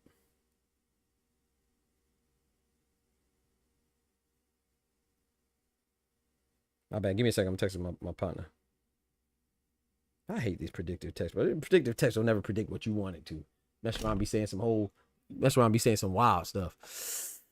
You're looking at it from a U.S. No, I'm not looking. I just gave you Anthony Joshua. How am I looking at it from a U.S. perspective? You hear what you want to hear, bro, because you hear. That's a problem with some of y'all Tank haters, bro. I could tell y'all like Tank because if I bring up Tank, y'all disregard everything else besides Tank. Bro, I brought up Anthony Joshua because I was looking for a particular person to give you an example, specifically to give you an example of somebody not being from the U.S. You disregarded that. It's not like you just focused on Tank, bro. I'm talking about a global perspective. No one in Saudi Arabia watches Naoya Inoue either. Tell me a Riyadh season card that had a bantamweight on it. I'll wait. Tell me a Riyadh season card that had a they had a strawweight on there, but that's because it was Latino nights, and that's Oscar De La Hoya's fighter in Oscar Collazo. But tell me another time you've seen anybody under 126 on a Riyadh season card. Since I'm coming from an American standpoint. Saudi Arabians they not looking for guys. That's why Turk wants Naoya Inoue, so we can start catering to the smaller weight divisions. You tell me, bro. Tell me. I'll wait. Tell me, bro. Tell me when you see a fighter smaller than 126 in Riyadh season. I'll wait.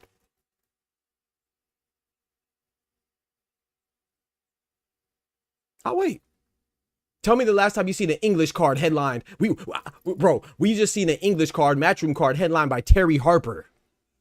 Terry Harper, a female boxer. You tell me the last time you seen a guy that's lower than 126 headline a matchroom card. I'll wait. Since I'm talking about US, stop it, bro. He said, "Tell me a time where a Tank sold 55,000." Okay, so you just did the opposite. Okay, I'm done with you, bro. You told me I'm focused in the US and you're focused in Japan. There's no argument that he's bigger in Japan. He's from Japan. Tell me where he sold anywhere else. Why would he? He only fights in Japan. You think he fights in Japan just because he doesn't want to travel? You think that Turkey has to reach out to try to get him to come back out because he's been in America twice, I think, 2 or 3 times. I don't remember. I don't remember how many times. But anyway, you think that that Turkey's the one that's trying to get him out of Japan? You think they call him the Japanese turtle? Why do you think they call him the Japanese turtle? They call him that because they say he stays in the shell in Japan, bro.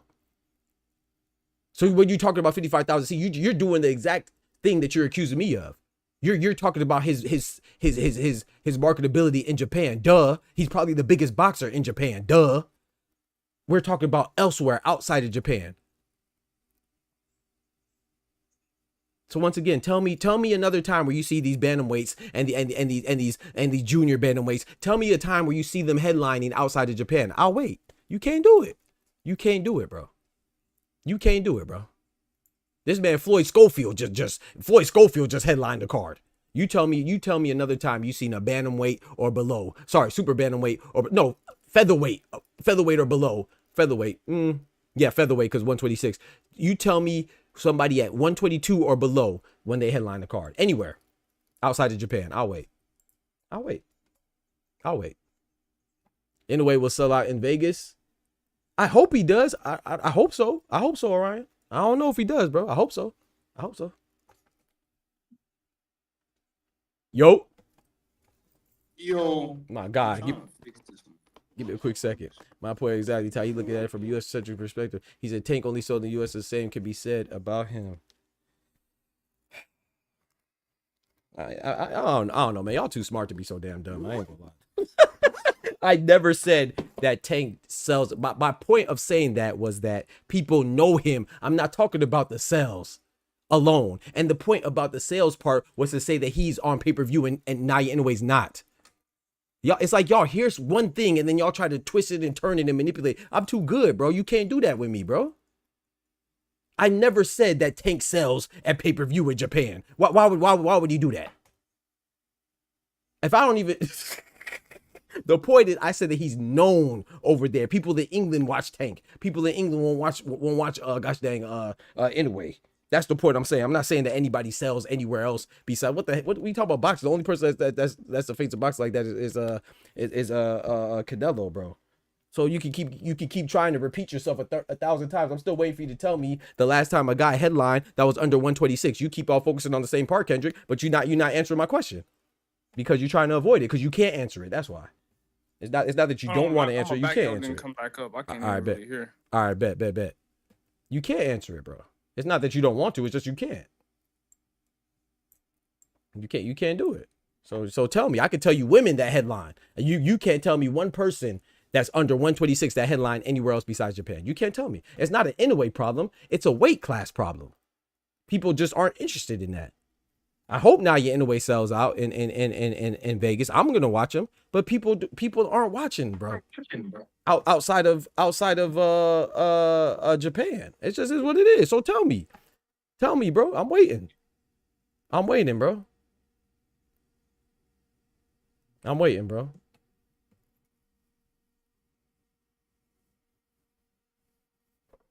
I'm waiting. Yeah, Ryan Garcia, Devin Haney put more butts in seats too. Of course they do. I mean, they don't have. You said you just said Tank puts more people in seats.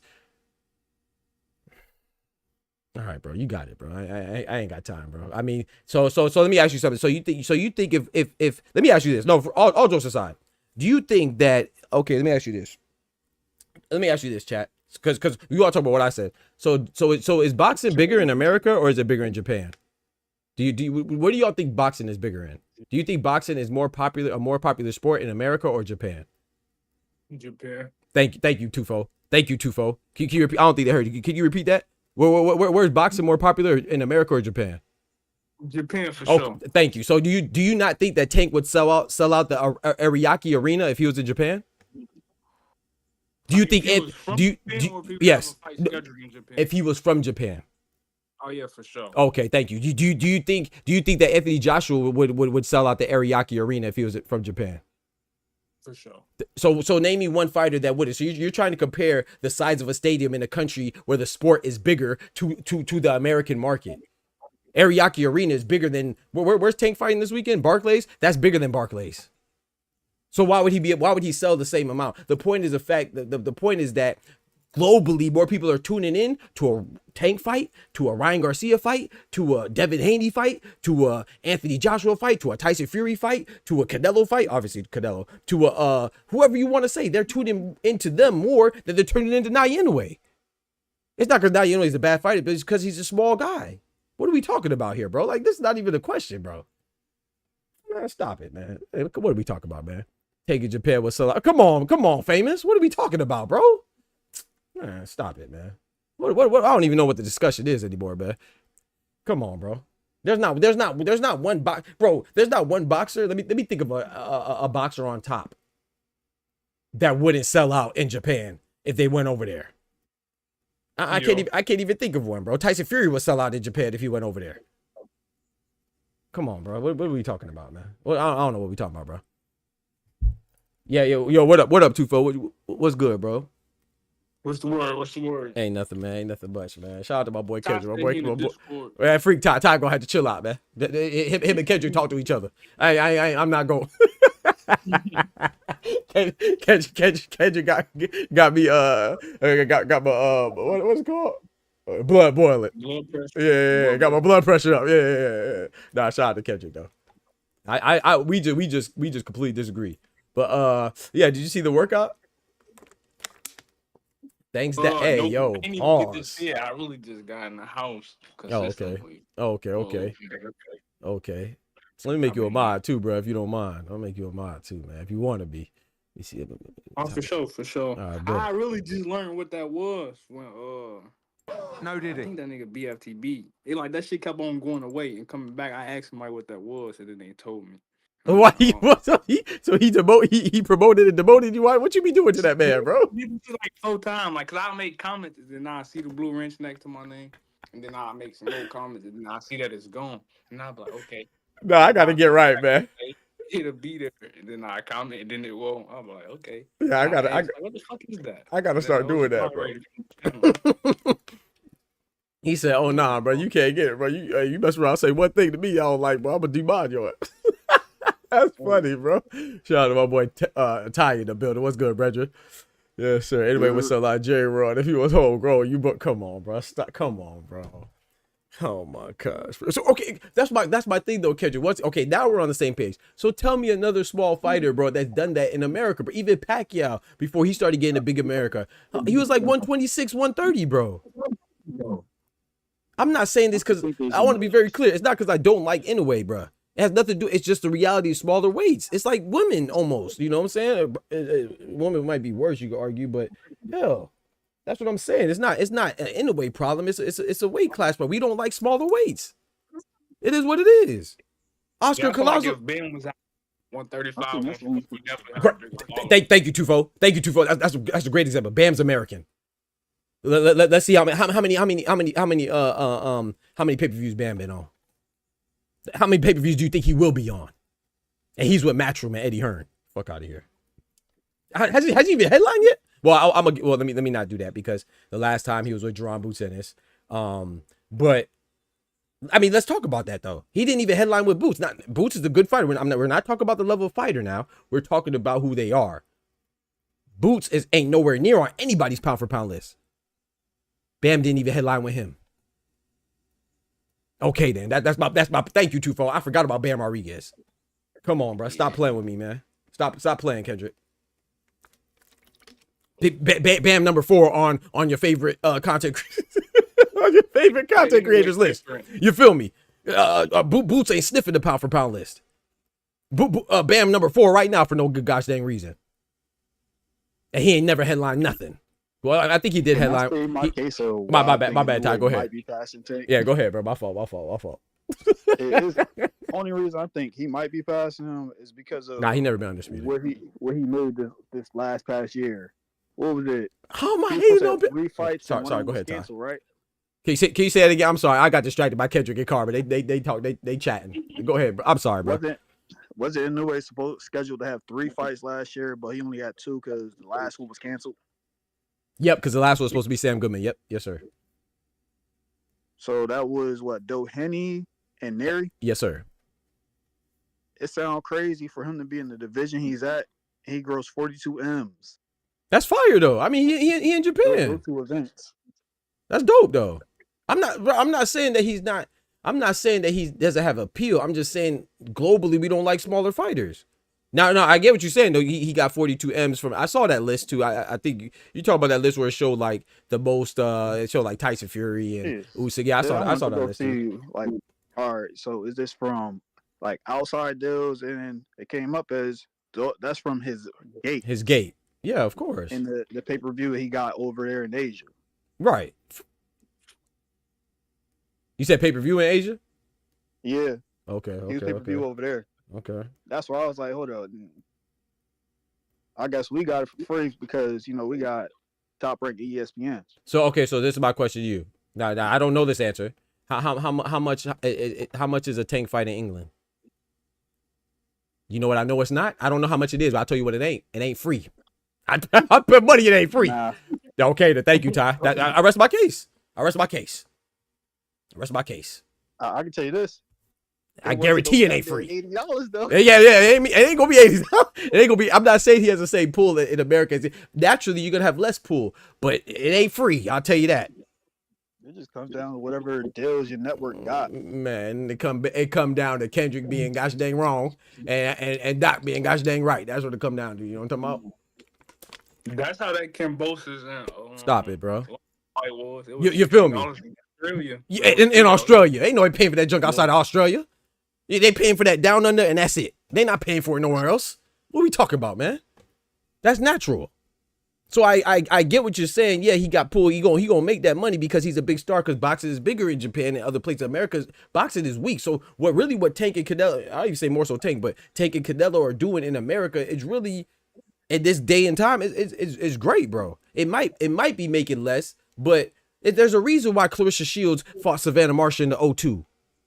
why she ain't fight her here? She ain't go over there because she wasn't the A side. She went over there because women's boxing is bigger over there in England, and it's not bigger in America. So of course they're gonna probably make more money in England when it comes to women boxing. I don't mean that they have more pull than Clarissa Shields. If Clarissa Shields was from England, man, she'd probably be making all. She'd probably be Oprah. What are you talking about? Terry Harper just headlined, man. What are we talking about, man? I go say Terry Harper in the middle of the mall. They gonna say, hold on, where's that? They gonna say, you feel me? And they gonna say guy too. They not even gonna know that's a woman. They gonna say Terry. I got an uncle named Terry. Rest in peace. I do. England and America's market cap still ain't as big as Asia. I don't know how to say it, bro. I don't know. Remember, Kendrick, it's not about who can make. It's not even. I mean, make the most money is a good point, right? But that's not even really what it comes down to, because what at least what I'm discussing is who has the bigger global appeal. So yeah, I know money is a prevalent statistic in when trying to come up with that. But if you are selling, let's say you sell 42 million, Tank does 35 million. If you're in a market that loves the sport that you're in, and you're in versus another market where they don't really care for the sport, and you're one of the only ones that make money, which one's more impressive? And which one truly has more appeal? So if he was in a market, not just Tank, but like I said, Devin Haney, Ryan Garcia, these guys that have been on pay-per-view in any capacity, that have global appeal, if they were in the same market, bro, they'd probably be twice as big as Inoue. Like I said, it's not an Inoue thing, bro. It's a global. It's a weight class thing, bro. This is just, like I said. I go back to my same question, bro. Tell me a guy under 126 that's been on a Riyadh season card, that's been headline anywhere, bro. Tell me, bro. The only one you have is Inoue, bro.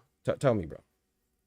Outside of Japan or Asian dominant market. Tell me, bro. You can't, bro.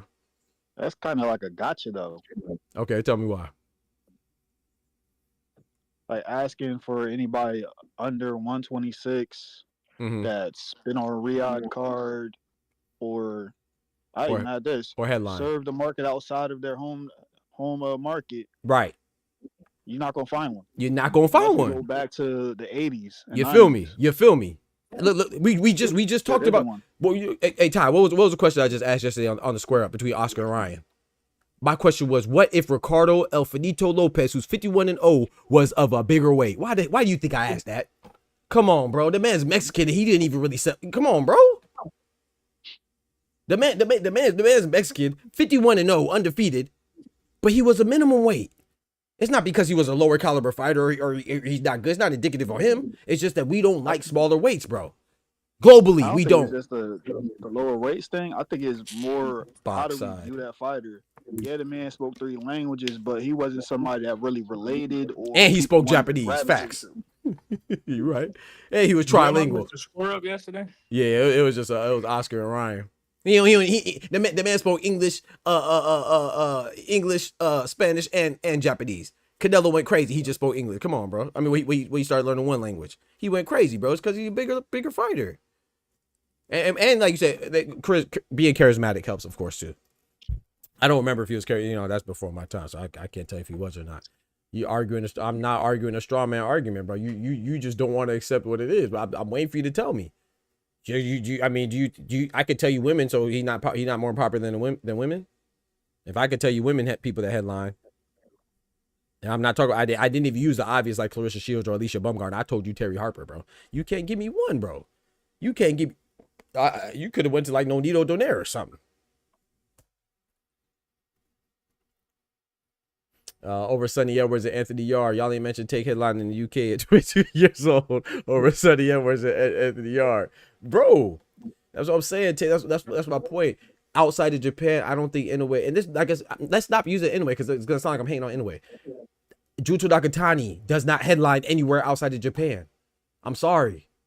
I mean, well, maybe in Philippines, but they're not gonna fight there, right? I mean, I say Japan because they don't even fight in China, and Big Bang Zhang's from there, right? So they just don't do it, bro. You're not gonna headline being a smaller weight outside of Japan, but that's why they fight in Japan, bro. That's why they do. That's why Louis Neary took his behind there. That's why Saul Sanchez took his American ass to Japan, bro. That's why they do that, bro. Everybody goes to Japan because that's where the market is for the smaller fighters. So showing me a smaller fighter from Japan that is selling and he's undefeated and undisputed, of course, that's not indicative of him being a bigger star. Now you show me where he's doing that in England or not even England specific, just Europe or Africa or North America, then I'm hearing you.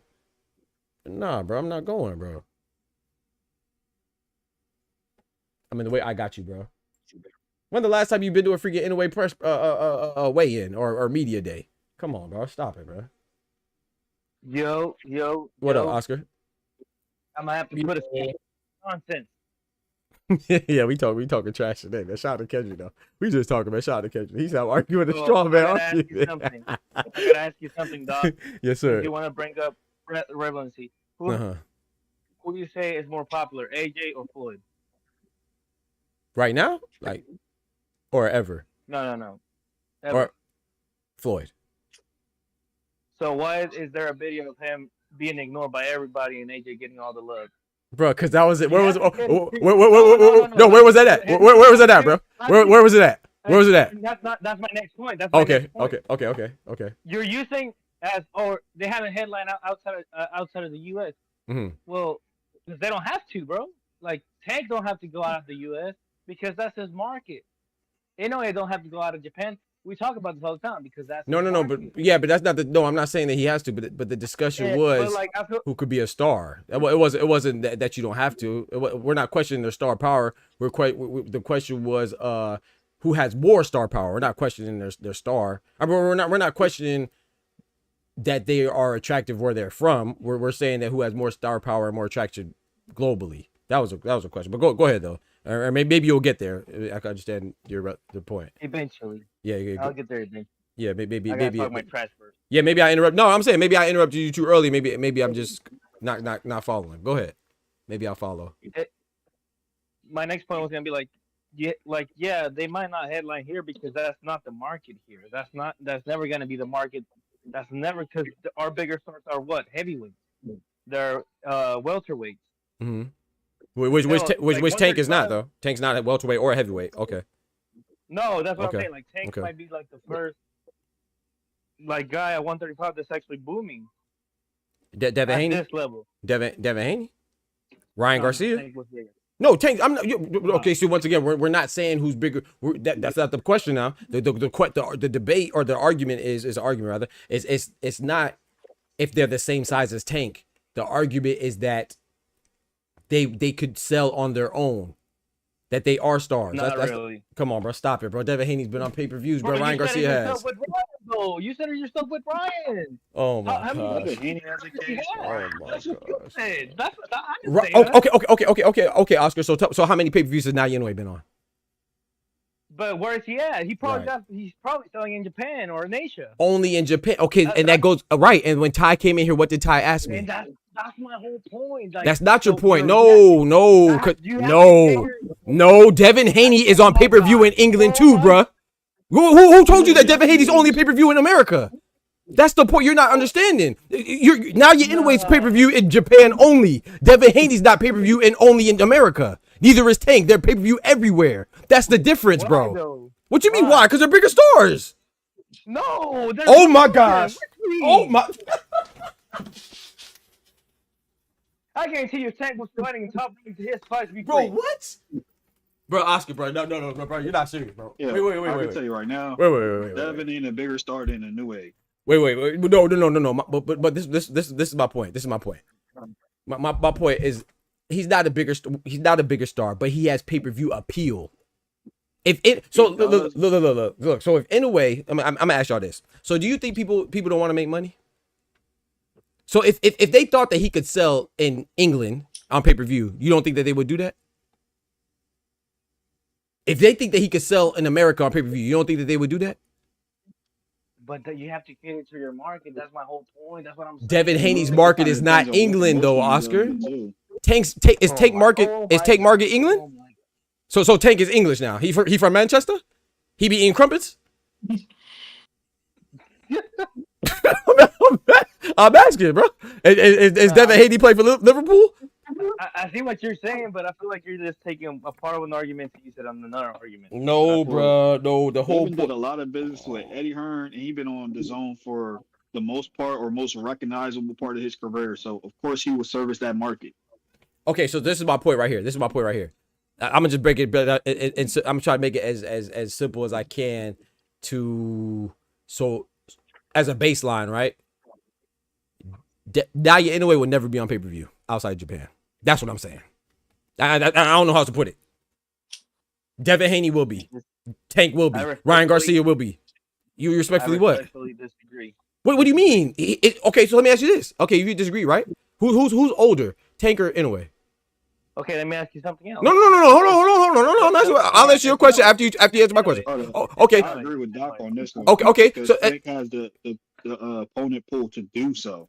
thank you. Have matchups for him to have a pay-per-view global. Thank you. Nobody wants to see you fight the run-of-the-mill guy in your division. Thank you. When they don't know your division, and then also who's older, Inoue or Devin Haney?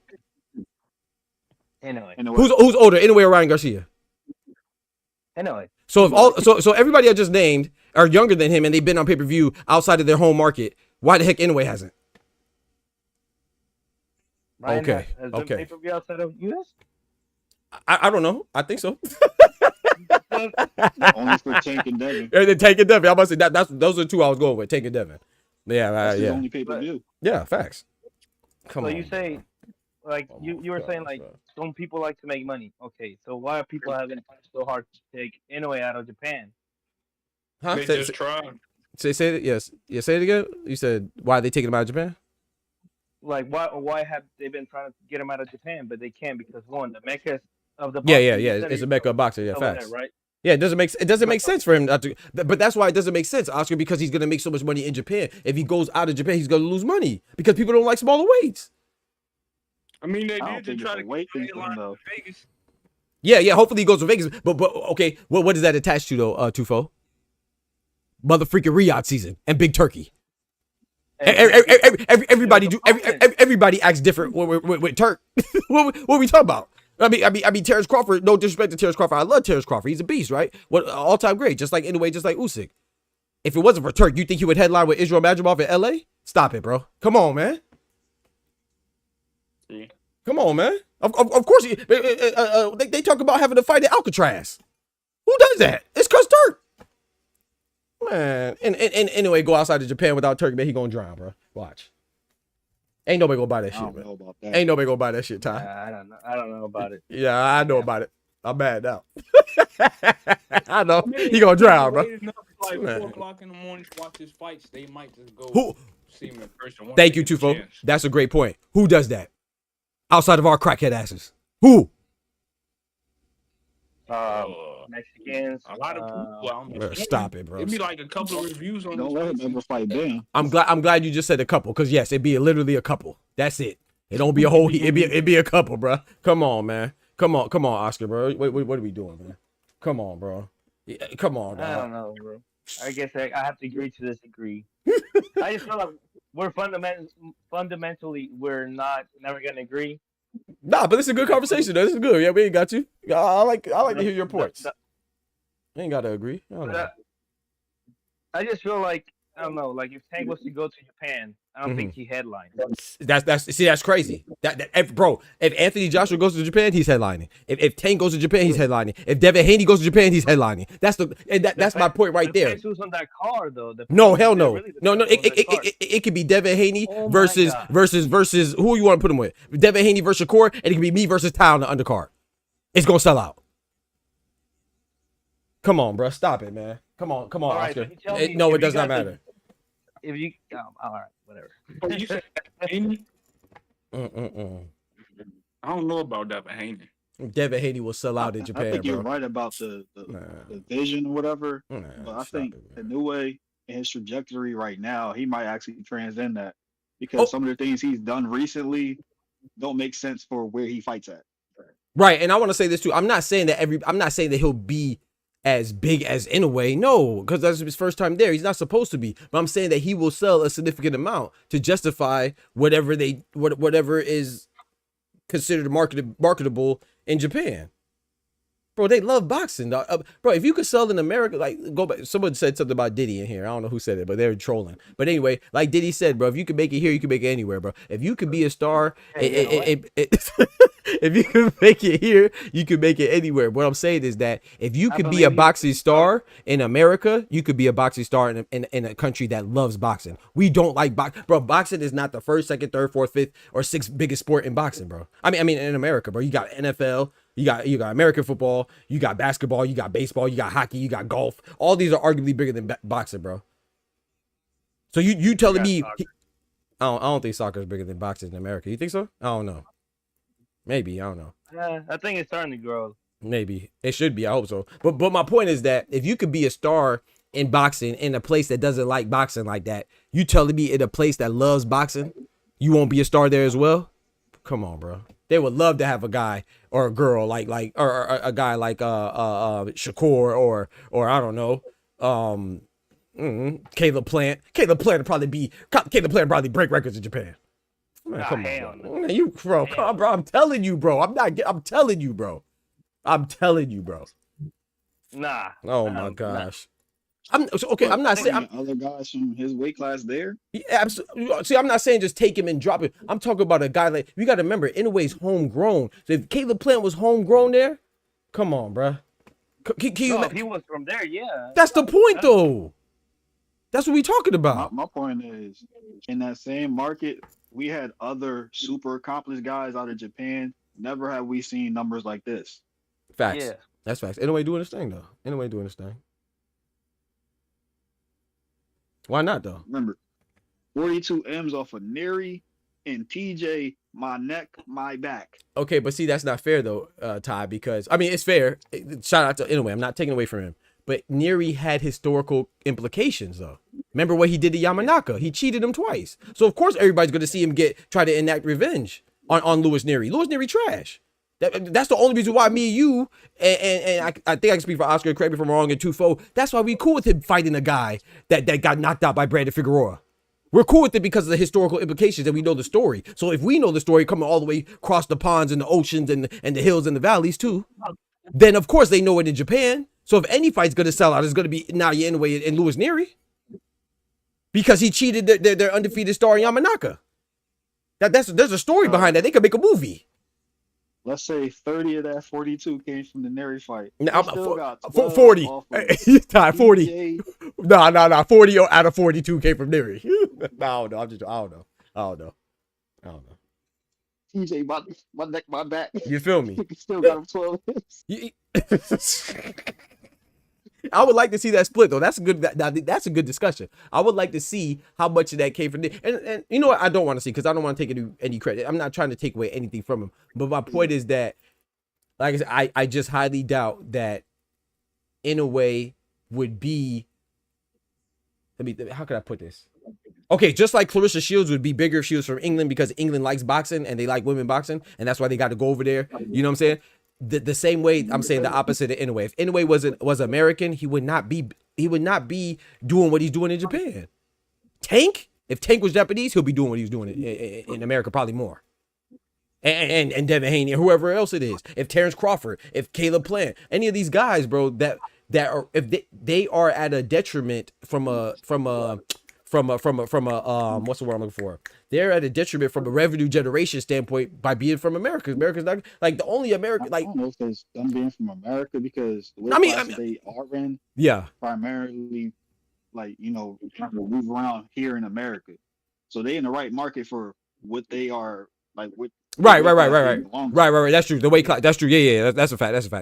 I was more so speaking on the weight classes that they belong to because they wouldn't get any opponents. So yeah, they would have to branch out. There's the reason why our Asian brethren and sisters and our a lot of Hispanic brethren and sisters are more prevalent at the lower weights. Yeah, you're right about that. So of course you would have to travel. But the point that I was making is that it's not so much about the caliber of fighters that is the fact that they like boxing and they'll be more appreciated. But you're right. Yeah, they would have to travel more because there'll be less opposition. That's a fact.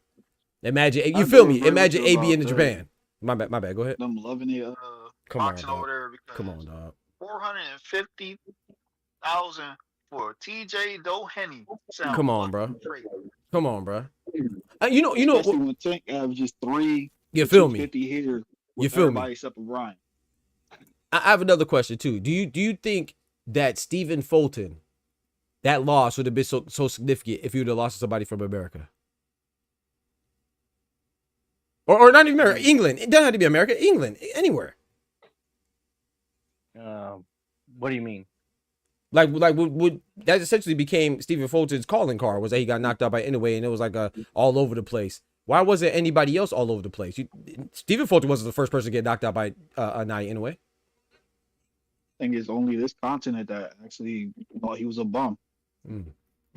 People across the pond in Asia, they actually, celebrate the dude because that's their valid win. That's what I was looking for, right? That's what I was looking for right there. That's their valid win.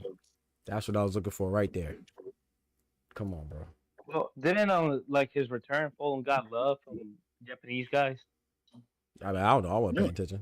I mean, that's their culture, but they do celebrate every time they beat a Mexican, though. They celebrate. That's a part of their culture. Nah, I mean, go to Mexico for years. And I mean, go look at my videos I make about that too. I mean, they a lot. I mean, I'm not. Once again, we're talking about the extreme fans. We're not talking about the group as a whole because the goofy people don't represent everybody. But there's a lot of people that be like, oh, Americans are this or that because of what he did to Fulton. So to bring it full circle is like, if it was that really, I don't know, bro. I don't know. Y'all got it, bro. I feel like I said my piece. I don't know. If Inoue goes up to featherweight, do you see him sell out in the U.S.? I hope so, but I don't know. I mean, Orion, tell me another American that's selling out. That's a featherweight. I don't know. Like I said, that's why I gave you Pacquiao, right? Pacquiao didn't become big till he got to like 130, 135, something like that. Ricardo Lopez. And exactly, Ricardo Lopez. I mean, now granted, Ricardo Lopez is even smaller anyway because he's strawweight, but still, like, look how the man's 51-0, bro. How many people you think know Ricardo Lopez? That's what I said. It's not an indictment on. I want to be very clear. I'm not minimizing his contribution to boxing from an appreciation standpoint. We should all appreciate. We're just talking about from a renown standpoint. I could argue that Inoue should probably be bigger, just like Terrence Crawford should be bigger. I make that argument all the time. So it's nothing about Inoue. This is nothing about him, his person. This is just about the reality that globally, smaller weights just aren't that attractive, bro. Like, they're not looking for smaller weights when they're putting on boxing in England or Europe as a whole, or even in Africa. We're not looking for smaller weights or I'm just using America because this is where I'm at, but you can reference anywhere. Like I said, I don't look at the numbers, so that's why I asked Ty that, and Ty confirmed it. He said outside of Asia, he's not on pay-per-view, bro. Tank is on pay-per-view outside of America. Canelo's on pay-per-view outside of Mexico or America. He's on pay-per-view in Europe, but I don't know the exact dollar amount what they're paying because he is on pay-per-view in Europe. Get pay-per-views for $15 to like $20. I wish Looney pay 80 to 100. Well, I wish I had some English brother or sister in here so they could tell us if Inoue was on pay-per-view there.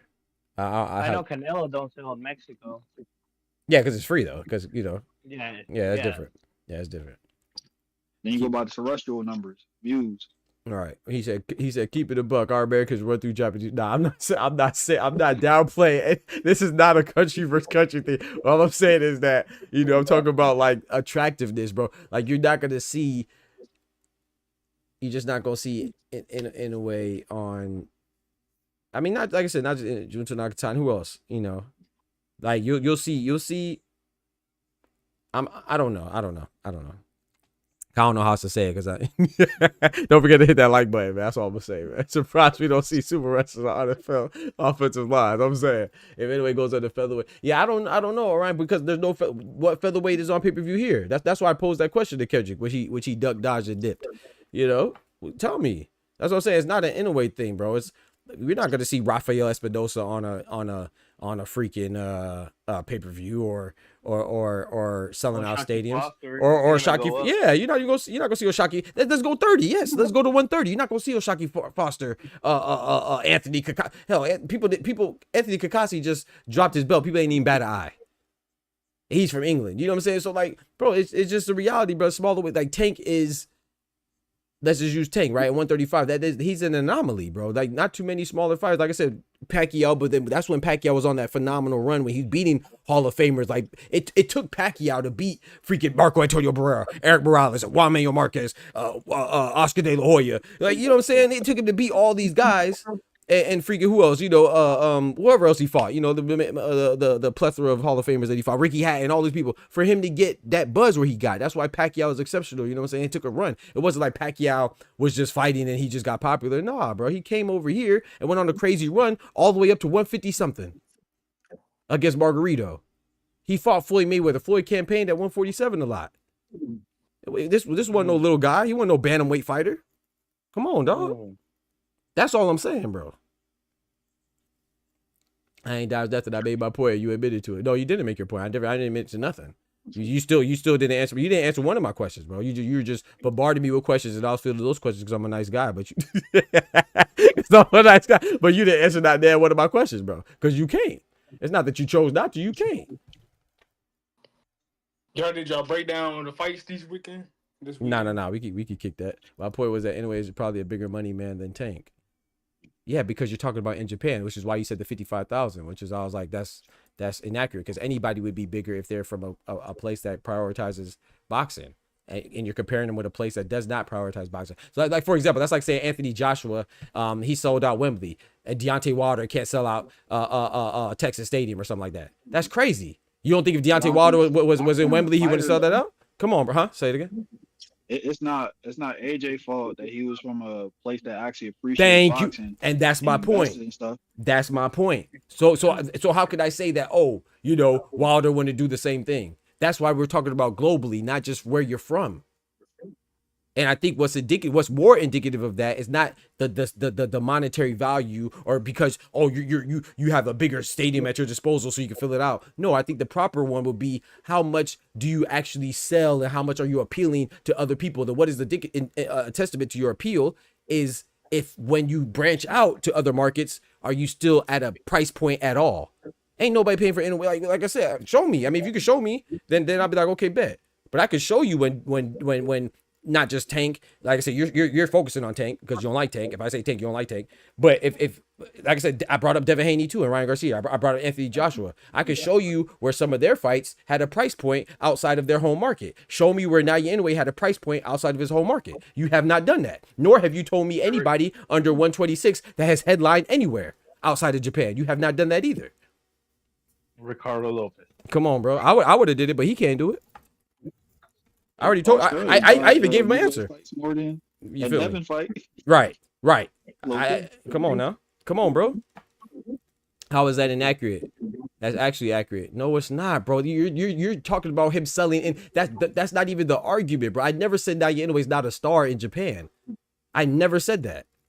So you telling me that he sells in Japan? How is that relevant to what the discussion is?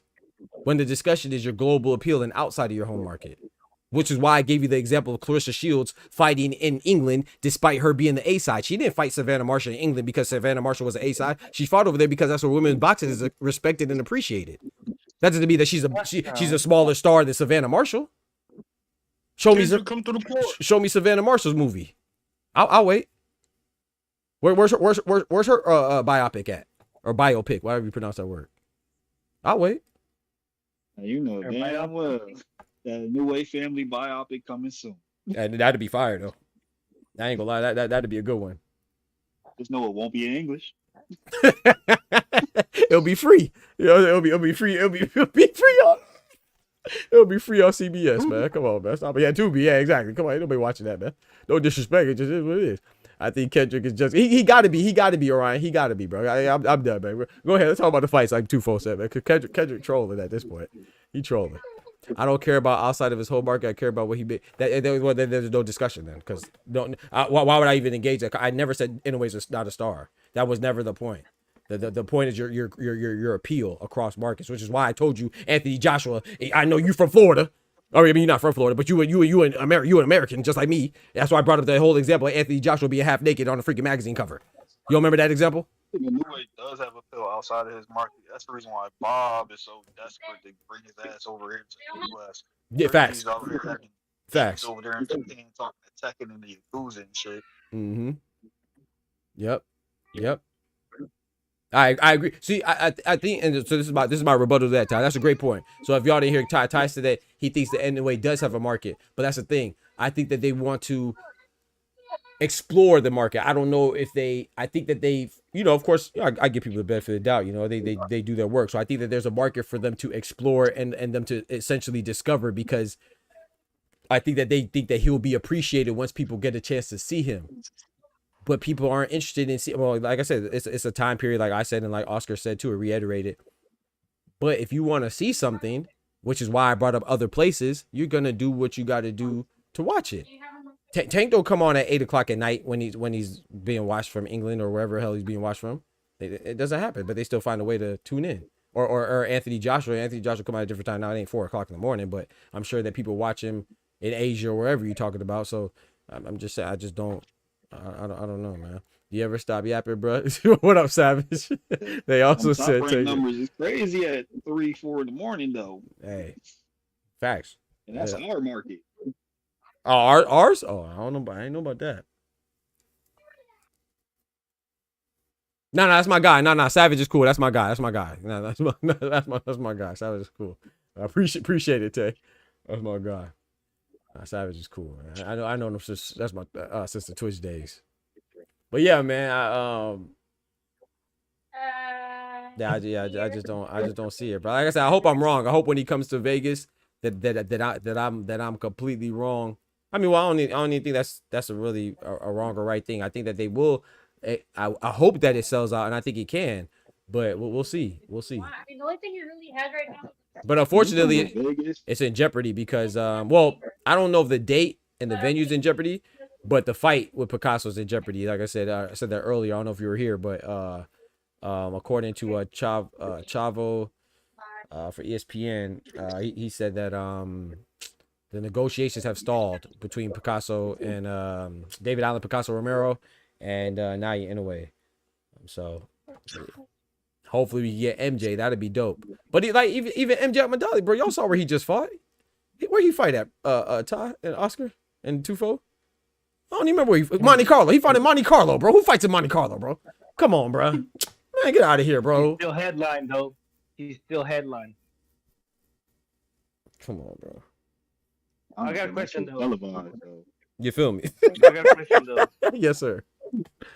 Baby, you know who ain't say Kendrick ain't say that. So the Picasso negotiations are coming on a hold because one, the money, like always, but second, the undisputed title, because ain't like if Inoue fights Picasso, then MJ becomes the title holder, right?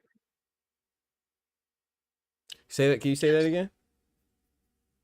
The implications of the David Picasso fight, I think they're in jeopardy because one, the money, like always, and two, because if he fights him, he's gonna lose his title to MJ, right? Oh, I don't think it has anything to do with MJ because Vadim Kornilov, he was like speaking highly of it and saying that they could fight September. So to me, that implies, he didn't say it in the article I read, but that would imply that they're cool with waiting until after. So I don't think that has much to do with it. But I mean, you could be right, but I don't think so. And then the other part that you said, it could be the money, and maybe because we don't give a freak about the gosh dang bantamweights. Yeah, exactly. This ain't Japan. I don't know. I'm just saying. I don't know if that's true. I don't know. Maybe he wants more money. And isn't like Sam Goodman, if you don't fight Inoue, he loses the spot too? No. Because that's a good. I don't know how that goes because I don't. See, I don't know when he fought Yi Jun Kim. That's a good question because in the IBF, if Yi Jun Kim was ranked top 10, then that would suffice as a mandatory. But I don't know where he was rated when he fought, and I don't even think that was an IBF guy. Yeah, I don't think he was either. And I think he was a WBO guy. But not only that, remember he was never ordered to anyway. That was a voluntary defense. So I'm not sure how that would go. That's a good question. This man, so I'm gonna tell you what Kendrick said. Kendrick said that Tay actually went against his point he made. No, Tay didn't, because Tay made a comparison about Tank, how much money he sold against Ryan Garcia. That was never the conversation. You're trying to manipulate it into being that conversation because that's the only way that you could be right, and you're still wrong. It was never a head-to-head conversation between who makes more money, Tank or Inoue. That was never the conversation.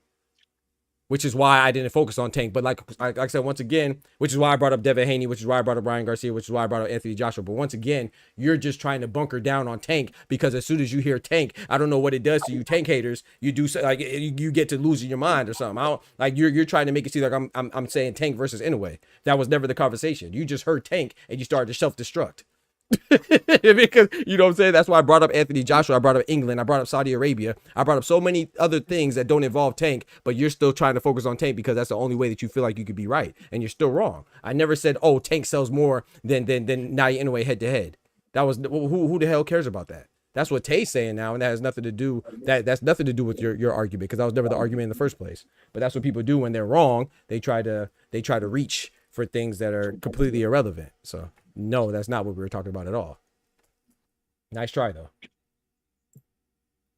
But yeah, we could talk about the the fights this weekend, man. This man Kendrick funny, bro. Oh, who y'all got? You know, I got the A sides almost in every fight, I think. Well, actually, I don't know. Right? Is Ryo the A side? I would think. Yeah. I mean, I know he's a champion. Yeah, I got Ryo. So I got Tank, Ryo, Puello, and Tellus. I know people are saying that Ryo is going to be fight of the night or potential fight of the night, but I actually disagree. I think Russell's going to take it, but it's going to be a very tactical fight. What comes with that? Very boring fight.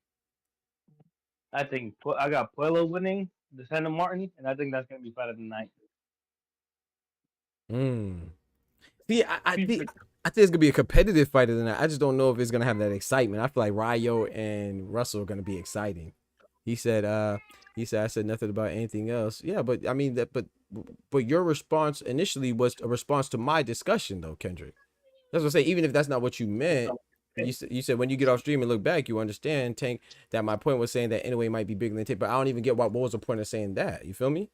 Because that was never the discussion. That's probably where you intended this discussion to go.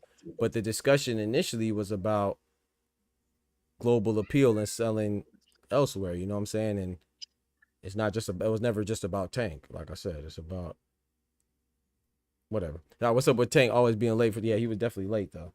But yeah, I got Probably should have made that comment. No, that's a good comment. That's a good discussion. That's where I think it started from. Oh. He said, I was talking with Ty. But even still, though, I mean, I don't know, whatever. Shout out to you, though, Kendrick. Shout out to you, bro. I don't think. Okay, so I'm gonna ask this question before we get back to the fights. Do you think AJ? Do y'all think AJ? Let's take Tank out. Do you think AJ is or anybody else? Don't have to be AJ. Think about somebody else that's a pretty big star. Who? Usyk? No. Tyson Fury. Nah, not Usyk. Tyson. Okay, Tyson Fury. If Tyson Fury, let's talk about that. Tyson Fury is actually a good one because on that list, and I don't have the list in front of me, but I remember that list that Ty was referencing. Tyson Fury made more money than, and so did Usyk. Yeah, from the Usyk fights. Is that indicative of him being a bigger star than AJ? Because he made more money in the fight with Turkey and with Usyk for Undisputed? Does that mean he's a bigger star than AJ? You say yeah? Oh, no, that's crazy. I said no. Look who he had to fight to get that. That's my point right there. So even with that list is skewed. So I know for a fact when when Kendrick says, oh, let's talk about Tank and so I turned into a Tank sexual. When you talk about Tank and Inoue and you're comparing how much he made, 42 million. I know that was Ty's comment, and Kendrick tried to ride off in the sunset off of that. But Ty's comment was off the list of how much you made. That was a list of how much you made this year, which is not. I'm not saying you should omit it, but the point is that even that has limited relevance to your global appeal, which is what we were talking about, or which is what I was talking about. So I still, even though he made a lot of money last year or whatever year, that does not reflect his global appeal once again. Because if you're in a market that loves boxing more, then naturally you will make more money in that market. It's not about like how many people in other All right, countries fellas. watch you or something like I'm that. about to head All out. right, Oscar, you be easy, bro. God Alright. bless, man. Legacy was good. Catch you on the next one. Kendrick, Tay, Yes, sir. God bless, Legacy. man. Catch you on the next one. Yes, sir. He said I think Tank is a great fighter, but he has like a diva, and I don't like that. I don't know. I mean, I like Tank. I like Naoya Inoue. I don't know how much of a diva. I know he be purple as hair. I ain't with that, but that's him, man. AJ's the biggest star in boxing apart from Canelo. AJ's the biggest star in boxing apart from Canelo. So what? What does that got to do with? And I can say AJ and Tank are number 2 and 3, which is what I said. But once again, you're trying. So that's what I'm saying. You're trying to say that I'm something about Tank. I never said Tank was the biggest star, nor did I say I literally said that Canelo's number 1. I said Tank and Tank and AJ are 1 and 2. I mean 2 and 3. Sorry, I never even added a specific. I think I even said that AJ might be bigger than Tank. Did I not? So that's what I'm saying. So you're accusing me of defending Tank. You're just hearing me defending Tank. I don't even know where you're getting that from. I never even said that Tank was bigger than AJ. I literally said that they're 2 and 3, and I said most likely AJ might be bigger too. So even that statement that you just made is indicative of you just hearing what you want to hear, bro. They got the potential to be. Come on now, because I don't even know what's the relevance of that comment. AJ is the biggest star apart from Canelo. Who objected to that? In fact, I'm the one that set that precedent. He said, "I'm reading your comments late and misunderstanding." Okay, that could be true. Come to the court. I'm finna host a square up. He said, "I never said Inoue was a bigger star than Tank."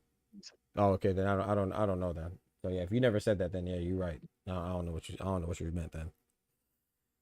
That's a little bit more than his style for the person that said that in the chat. What'd he say? For you to be like a global star, you gotta be somebody that's, related to the audience. You have a unique look to yourself. That's the reason why guys like Tank, Canelo, and AJ are able to be marketed the way they are. Right. Because they got the thing in boxing, but they're able to be marketed in other ways. Right. That's the reason why you see Canelo and AJ and GQ. Right. And Tank and all these other media platforms outside of boxing. Right. So I agree with that. I just think 1,000%. I don't think that it just is what it is, man. I don't think that he has that global appeal to match definitely not Canelo or AJ or Tank. But if you're saying that was never what you were saying, then I don't understand what the whole point of it was then, if you're saying. But I could be misunderstanding you. He's here now. Let's pull him up. And then we could get some 2v2 on. I mean some square. What up, bro? Yo, strong man killer, what's good? Yeah. Tell me what you were saying, bro. I'm finna bust that shit down. Go ahead, bro. I'll just let you get that value shit. Pause. That's crazy, bro. Come on, man. Come on, bro. I ain't even say nothing crazy, bro. They wildin', bro. What's the what? Come on, bro. Come on, bro. I ain't say that. Bro, go ahead, bro. I ain't say nothing crazy, bro. Don't listen to that, bro. Go ahead, bro. I did not say no. I did not say that, bro. Go ahead, bro. Talk your shit, bro. I want to hear this, man. You totally took what I said and out of context. The whole argument, which is why I said you strawman me. Okay. So Ty said something about Inoue making 42 M's and making a lot of money, right? Yep.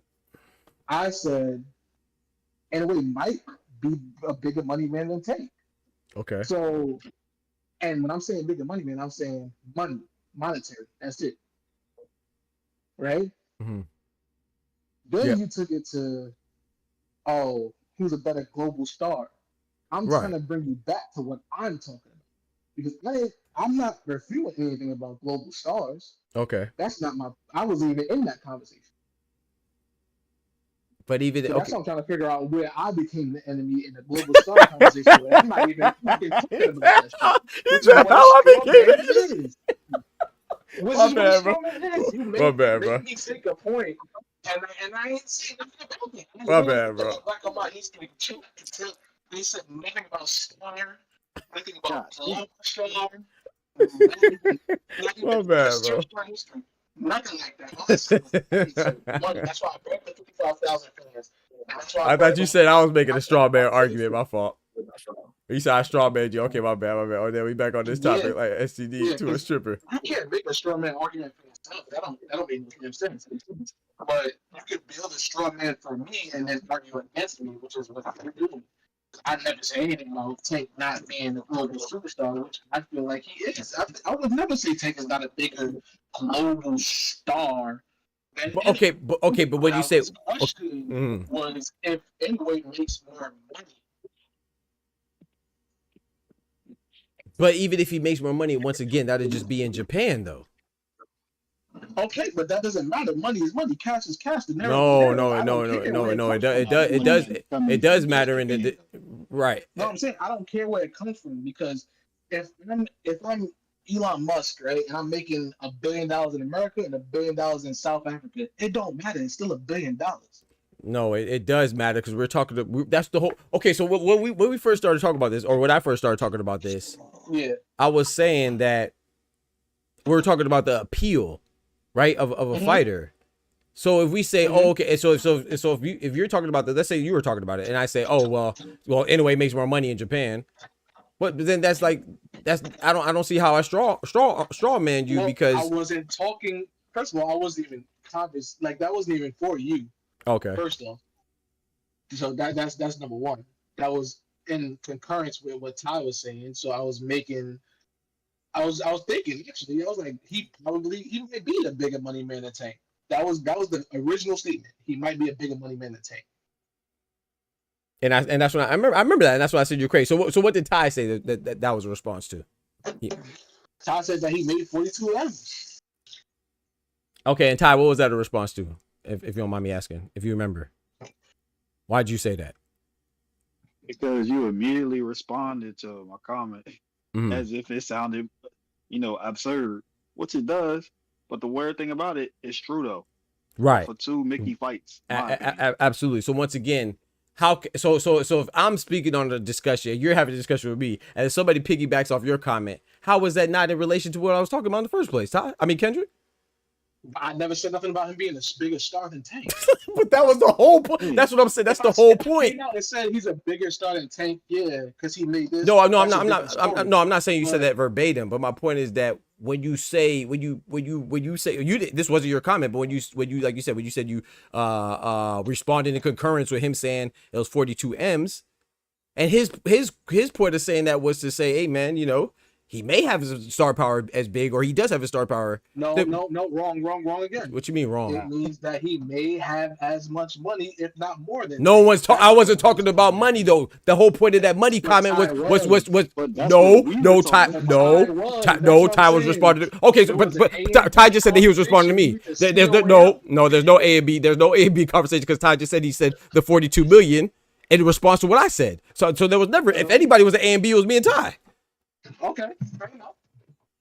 But when I responded to Ty, and you took it as I'm arguing if Inoue is a bigger star, that's a straw man. I disagree, bro. I don't think so. Because I don't think I'm making a fallacy of anything you're saying. Argument. I really said a comment. He said he didn't have That's really what it was. It was a real comment. Oh man, that's too funny, bro. I bet. What he made off of Neri and TJ Doheny is comparable to what Tank made from the Garcias. Yeah, Ryan and Hector. I think what Tank said actually goes against what I said, which is why I said, okay, that makes sense. You're talking about the money that he made in one fight. But that still doesn't though. Because once again, that is trying to justify based on what I'm saying. Right, but once again, that's still trying to justify him being able to his marketability somewhere else outside of his place, which was the original discussion. What Tay said, which if he made true, I agree. Well, he made less because he said the 40 million, right? That'd be less. No, he said 50 mil. Oh, 50. Oh, I thought he said 40. Yeah, he said made that 40 mil with what's the name, and I looked it up, and they claimed that he made 50 mil. Nah, he said 40. I'm looking at it right now. He said Tank made 40 mil. Where's Ryan? He said 50 million was his Usyk comment. 40 mil that he made. Right. So where you see 50 at? Right. The only 50 I see is with Usyk and Fury. Listen to what I'm saying. Okay. Tay said 40 mil. I looked it up, and it said 50 mil. Probably now. You see how you see does, that's what you originally said. You ain't say that Tay said 50 million initially. You ain't say Tay said 50 million. You ain't say Tay said 50 million initially. You see how you just switched that up? That's crazy, bro. I agree. You see? And now you looked it up. That's crazy, bro. That's literally what I said. Okay. I thought I heard you say. I thought you said Tay said 50. He made that 40 mil in the Tank. Yeah, I see it now. Versus Garcia fight. Facts. And then you said you looked it up. That he could have made more, right? So that's why I looked it up, because I want to see exactly how much he made. And he made 50, right? According to the reports, right? Which I thought was a good rebuttal to what I said, and I was like, all right, that's a good point. And what you said was that Inoue made 42 billion. Come on, bro. No, what I said was Inoue may be a bigger money man than Tank. Yeah, because Ty said he made 42 million. Because Ty said he made 42 million. Yes. Okay. Yeah. I mean, when you look at the two opponents, right? If we use that as stamp, right? Tank fought Hector Garcia, which it did normal Tank numbers, and then he fought Ryan Garcia, which is his biggest grossing fight. Right. Facts. Where Inoue fought. Maybe a legacy fight in Japan, but he followed up with a bump. I ain't gonna call. yeah, TJ doing a fucking bump. Right, but the whole point was that was its response to what we were talking about.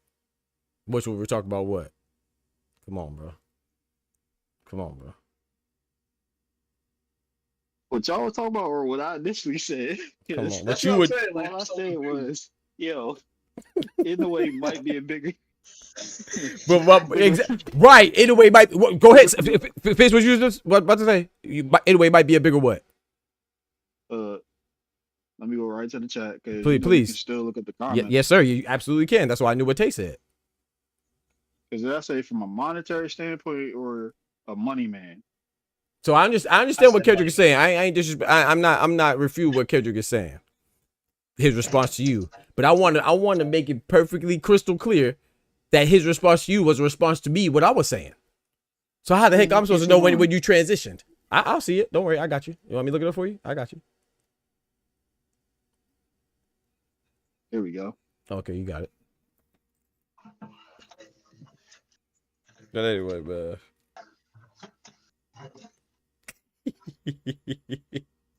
It's good. Funny, at the end of the day, you still argue with me about I don't even know what it was. Inoue might be overtaken from a monetary standpoint. Come on now. From a monetary standpoint, what does that mean? Money man, right? Right. All right, so that's it. I don't understand what it means that I'm saying that Inoue is a bigger star than Tank, but like that's the straw man you're building. No, bro, because you were agreeing with a statement that was said to refute the fact that Tank was not even just Tank, anybody that I was saying. Like I said, I was just saying that I basically was saying that Naoya Inoue, like I said, was never focused on Tank. I was just saying that Naoya Inoue is not able to do that globally or be a star globally. You know what I'm saying? And not able to right now, or not considered one right now. Not that he's not able to. I hope he is, but yeah, I'll even say he's not able to. And so then he said, oh, he might be a bigger money man than Tank because I said Tank was one of the 3 biggest stars. So when you agree to a statement saying that somebody might be a bigger money man, that's all related to the stardom, because that's what the original, like I said, all right, bro, it don't matter, bro. I feel like we won't know for sure until we see either guy outside of their market. If we only see them outside of their market one time for each guy, I think maybe twice for Inoue, maybe. Right, but both guys relatively only stick to their home market. But once again, like I said, it's not. That's why I said it was never about Tank and Inoue. So it's about just being a star. Period. You know what I'm saying? It wasn't about. It was a fact that's why I brought up Devin Haney and other guys too. It's a fact that I'm sorry. Same thing with Bob Arum, right? When Bob Arum said, "Oh, Teofimo is not on pay-per-view because he's not a star," so you could say, "Yeah, well, Teofimo never been on pay-per-view," but bitch, if you ain't never been on pay-per-view or you ain't never put in that position, then that's indicative of you. That's a testament to you not having that star power. So with Naoya Inoue not having anything that's has a price point outside of his home market, to me, that's because, not saying they doubt him, but they doubt people's at a very base point, they doubt people's intrigue in where he's at.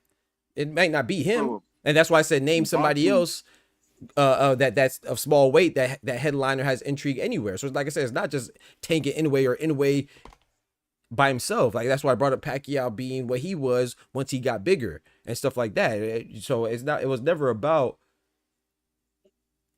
Inoue particular or any individual, but it is always about, which Inoue is a smaller guy, and they don't have that appeal, which is why he has to stay, or not has to, but which is why they choose to stay in Japan, because that's where he is going to generate the most money in Kendrick's point. And my point is, at the end of the day, I'm not refuting what you're saying about the starting. All right. You acting like I'm on this side, but I never actually even got into that. I feel you. But at the same time, two things can be true at the same time. That's right? true. That's true. So, one, Tank could be a bigger starter in a way, and two, and they could make more money than Tank. You see it in many other industries where somebody's a bigger star, but they don't make as much money. But see, yeah, that's true. But I wouldn't say that. I never said that he didn't. To be fair, I never said he didn't make more money, because I seen the list that Tank is talking about. I mean, Ty is talking about, and that is only reflective of this year too, or sorry, last year. Yeah, that's only 1 year. Right, last year, yeah. So yeah, I saw that same list. Oh, and the year before that looked even wilder, because I'm like, oh, he really was getting to the bag out there. Mm-hmm. How'd you make no people out there and stuff, man? Because even though Japan got like a loyal fan base or all that, it's a reason why everyone around the world for boxing still has to come to the U.S. Yep. Because technically that's where the real money is. So for him to actually do that in his home market, for me, makes it a little bit more impressive. Yep. I'm not mad at that. Where the fuck did you get 450 pay-per-views out there? For TJ Doe Hanky. Yeah, man. I would like to see like what Junto and stuff. No, well, like Junto and other fighters in Japan, like how they look in those places. And I hate that you call me a Tank hater. First off, you a Tank hater, bro. No, I got smoked. Okay, my bad, bro. Go ahead, bro. I'm not a Tank sexual. I've always been Tank. I'm not Tank hater. I'm not Tank sexual. I'm not your average Tank fan. I'll give you that. And I don't want to be. So I'm fine with that. I never heard Tank sexual till you said it. And they see red when they hear Tank and something negative involved. That's cap. I'm definitely not that. That's cap. They were like, nah, Tank fuck my bitch better than me. Nah, fuck that's not hell. No, you wildin'. Yeah, people be wildin' though. Yeah, they be acting like that. Yeah, facts. That's the thing. I'm not a Tank hater. I'm always rooting for Tank. Definitely one of his fights. I don't know where that's from. You. I'm a Mayweather fan. How can I be a Tank hater? I don't know, man. Hey, man, everybody don't, Just because I hold him accountable. The same way I hold Shakur accountable with his bullshit too. You know what, Kendrick? That's how I be feeling. Nah, hell nah. Both of y'all some Tank haters, bro. Stop it. I'm not a Tank hater. Right. And on God, I think I've been to more Tank fans than most fans of Tank. That's facts. Yeah, you definitely be going to the fights though. I might have did some whole shit the other day. It sold off the motherfucking tickets, though. It does. No, I don't think y'all some haters for real. I just messing around. I only got 5 honey buns for that. Yeah, they talking shit about Tank in the actual hater blogs. They talking shit about Tank not selling Barclays out, which I don't believe that. In what blogs? Like the real Tank hater blogs. Oh, okay. Yeah, they talk about him not selling. He might not be. I can tell you that right now. As of this moment, it ain't sold out. Yeah, it might not be. It might not be selling. I initially paid $1,200 for it. Guess what I had to sell my shit for? How much? Okay. How much? Guess how much I had to sell mine? $600. $750. $550. Damn. And that's close, ain't Why? it? Because there's too many seats available where I'm at. Yeah. Damn. And that's crazy because Deontay Wilder had no problem selling out Barclays, and usually Tank sells out Barclays too. I don't know. Yeah, I mean, I do. Because they rescheduled that bitch. Yeah, reschedule and the fact that they rescheduled, and I think it's because I do think it has something to do with the opponent too. I don't even think more so it's Lamont Roach though. I just think it's the fact that he's coming from below, a weight class below. So I think that's what I think. Anyway, I don't know. Still just broke a $4 million gate. Shit. Right, and it's not over yet. Like I said, it is close. So what's today? Wednesday or Thursday? Wednesday. So yeah, I mean, Wednesday. it's $4 million, but look at the actual prices of his tickets. I was about to tell you. Yeah, I was about to say that, nigga. They better freaking break $4 million with $1,200 tickets. God damn. Yeah, I don't know. Like I said, That's low. If we doing math. Because Barclays is what, 21,000? Going for like that though. I mean, I don't see Shakur or like nobody else tickets going for that much. Right now, I don't see them getting a couple of $1 million tickets. We just said they were some stars. Right. A couple of $1 million gates. Right, and I want to see how they end up doing The too. Prudential, he had $2 million gates at the Prudential. That's good. 2 of them. I said a couple million, not $1 million. Well, as far as 2. Mm-hmm. 2 more. I mean, Keyshawn just did $1 million gate for his first homecoming, so. Right. Can you name the Tank fights where he did $2 million higher off the top of your head?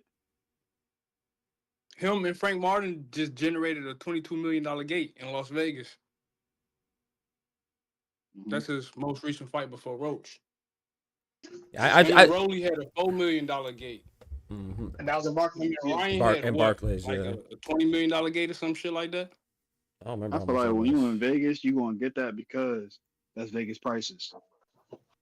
That's true. That's true, but like I said, once again, we compare him what he's doing. We should be if you're gonna make a comparison, you should compare what he's doing with what the other fighters are doing, not just if it's high or good for him. A layup, because Barclays Center, when he was at the when he was in Atlanta, and when he was at the Staples Center, those are 3 out of name. No, I just want to name his most recent. Shit. Yeah, Eastside on a Sunday while the Rams was playing. Thanks. I mean, yeah, the Rams don't matter though in LA. That's the thing. No, they do matter. Look at the time when that happened. That's what LA, bro. No, that's just American, not number one sport. That shit kind of hard to do. I'm telling you, bro. 3 football teams left LA. Yeah, that was then. This is right after they got their new stadium, and they were actually hot. Ain't T.O. from New York? He ain't even trying to unify the Barclays. He's from Honduras. He's from Miami. That's crazy. He's from Miami. He can't sell out the he's born in New York, but he's from New York, bro. No, he's born in New York, but he grew up in Miami. Yeah. I think they end up fighting there though. Hopefully if they fight. I don't know if they're gonna fight, but hopefully they do.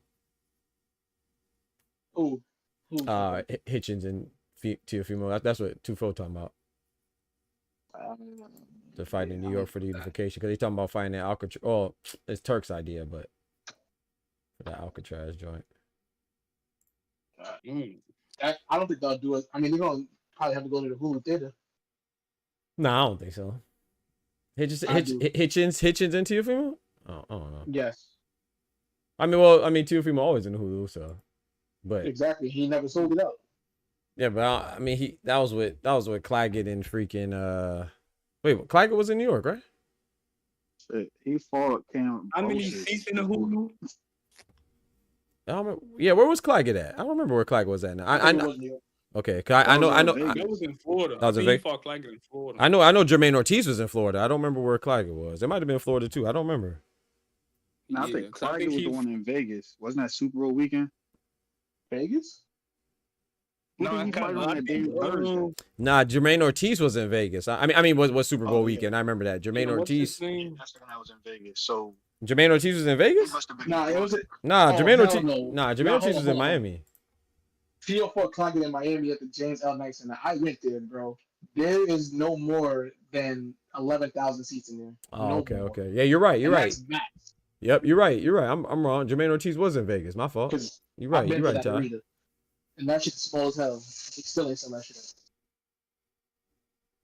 And then, yep, Steve I Clyde. think Yep. Adrian Bonaparte in Florida too, and Tio was there. Yeah, That shit like a YMCA. That shit is center. You talking about the one in Miami? Yeah, the James L. L. Knight. Knight. Yeah, James L. Knight Center. I'm looking at it now. That shit small as hell, bro.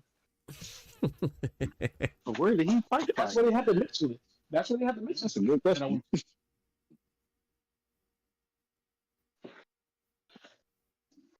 He fought. Okay, so Yeah, he fought. Yeah, Josh Taylor and Sandor Martin. Yeah, his last two in New York. And then, like you said, I think someone said Kambosos. I think that was Ty. Somebody. Kambosos was at the Hulu. Yeah, Kambosos was because it says Madison Square Garden Theater. So yeah, Kambosos and Josh Taylor's in the Hulu Theater too. Yeah. Yeah. Josh Taylor probably could have did that shit by himself though. He said 2 belts at 140. Yes, yes, sir. I don't think either one of them switch hands, to be honest. I think Puello and what's the name win? And Ryo gonna win. Yeah. I don't know. I mean, I don't really like Antoine, but Gary Russell. I don't really like him like that, but I do feel like he angry. Yeah, for that Puello loss. He might take it. Yeah. Fight gonna look good though. Yeah, it's gonna be a good fight. Yeah, I wouldn't mind him winning. Oh, actually, I mean, I like them both, so I wouldn't mind either one. But I don't really like. He gonna say some goofy shit. Yeah, that's why I like him. He always saying some goofy shit. That's why I don't rap with him. He definitely says some Like, goofy stuff sometimes. Yeah, that's a fact. Yeah, you think Shakur and Jenkins, man? Oh my. Yeah, Y'all think that might go the distance or I was thinking distance. Or get the distance. I was thinking distance, but I don't know though, cause they both got some power now. This is a question. I'm thinking Ryo said think he's gonna go back to his style that he started with, which is that boxing shit. Cause shit, Tank in the 9th round, and then for them to go the distance, $100 will win me 15 on ESPN. That's what I've been waiting for. I'm trying to see. But I'm scared if I bet that one of them gonna stop each other, and I'm gonna be mad as hell.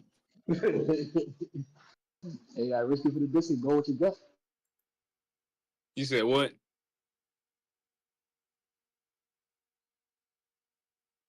I might just bet on the Tank fight, bro. He was right in his 2 prior fights when he said the round. So shit. Bro, come on, bro. They gave that man my fault, dog. We're watching these gosh dang highlights, bro. They gave this man a freaking technical foul for that, bro. Yo, they wildin'. But yeah, man, I don't know, man. I don't know. I got the belt staying home today. I mean, this weekend. I don't know. I got all the belts. I think Ryo and Puello unify next, or PBC just gonna have 2 champions. Man, I would love to see unification at 140, but yeah, I think they're just gonna have 2 champions up. Because this is Ryo's first defense, and then this is Puello's first defense. Yeah. Will they have a unification after? I don't know. They might. I mean, they're Robert Garcia. He'll try and press the issue. Yeah, and they're on the same. They're on the same. Not only are the same promotion, but yeah, but they're also on, like you said, but they're also on the same card. So yeah, a lot of times they do that, man. You're on the same card, then they. I don't think so. I don't think so either, though. I think PBC trying to hold them belts close as possible after they lost their Spence belt. Well, I don't know. I wasn't thinking about that. I was thinking that they would, which could be true, but I was thinking that just because they would probably get like an easy defense next, like a little voluntary defense. They still got Amazon fights to finish. What about if Russell pull an upset and he want his lick back? You think they don't look at the money value in that? Like maybe. Hey, God bless Oscar. That is what we said about Park. God bless, bro. Have a good night, man. I believe that. I believe that more than Ryo versus. You skipped out, Kendrick. I couldn't hear you. My fault. I was saying I believe that setup with Antoine Russell coming back to fight Puello if he wins more than Ryan. Said no Martin come back and fight Puello. If wait, sorry. Russell, I mean, okay. Also, you think if he win, he'll have a rematch?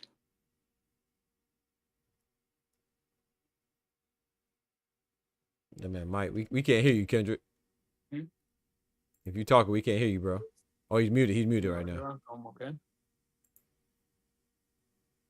That'll be out there in 12 more minutes, okay? 12 more minutes. That okay? I'm just on YouTube. I got Hold on 1 second. Nah, take your time, bro. I gotta check out this Dragon Ball Diamond, man. What you doing?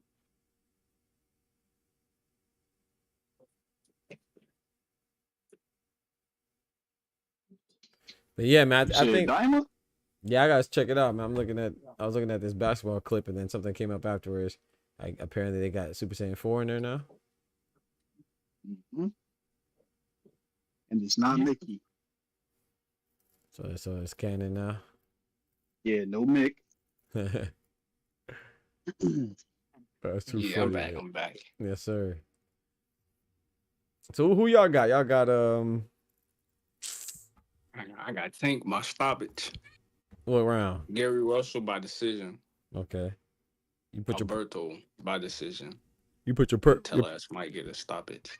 But I'm only gonna probably bet on Tank and the Rayo shit. Oh, okay, you did. I was gonna about to try ask to add that many legs to the parlay this time just to keep it safe. That's what I was gonna ask if you put that in your parlay already. No, I'm gonna wait to the weigh-in. Cause right after I think it was Kendrick or somebody that fucked up their parlay with adding Kid Austin. I had added fucking Du Bois. Come on. His ass didn't even fight. I'm like, you know what? I'm gonna wait till the weigh-in. Oh, and once you put your dang, that's messed up. Yeah, so they kind of fucked up my what's it called. But I'm not really tripping because Joseph Parker kind of fucked it up anyway. Because I bet it over on the punches and he knocked him out with 23. So hold on, okay. Yeah. So how'd that work? If you let's say because I know Kendrick, I know you bet on Shakur anyway. So what does that do for your parlay? It just pretty much took away the odds, so it kind of like dropped the odds and stuff like that. Okay. Of the parlay. Okay. Yeah. But Shakur didn't hurt that much. Daniel hurt a little bit more. Because Shakur was like minus 1100. But you was putting money on Bivol Dubois anyway. That'd be it. And Dubois, yeah. Okay. Oh, you put money on okay. I know you put money on Bautista. I lost anyway, so it didn't matter. Yeah. I wish Prize Picks had like higher odds and shit, but ESPN they do. So I'm gonna just use this time. I think you can use Prize Picks too. Is it Prize Picks or is it another one? There's another one. It's like Prize Pick, DraftKings. But I be trying to like stop myself from using too many different ones and shit. Cause like how to work around that shit be getting confusing. No, Underdog. Then they all be having different rules. Okay. We use Underdog in Florida. Underdog in Florida? Okay, bet. Appreciate it. I never heard of that. Yeah. Because it's technically like fantasy, but they let you bet. Okay. He said Ryan versus Gary going. Oh, excuse me. You said Ryan versus Gary going to steal the show? I think so too, man. That's what I think as well. Yeah. But I don't know. Yeah, I don't know.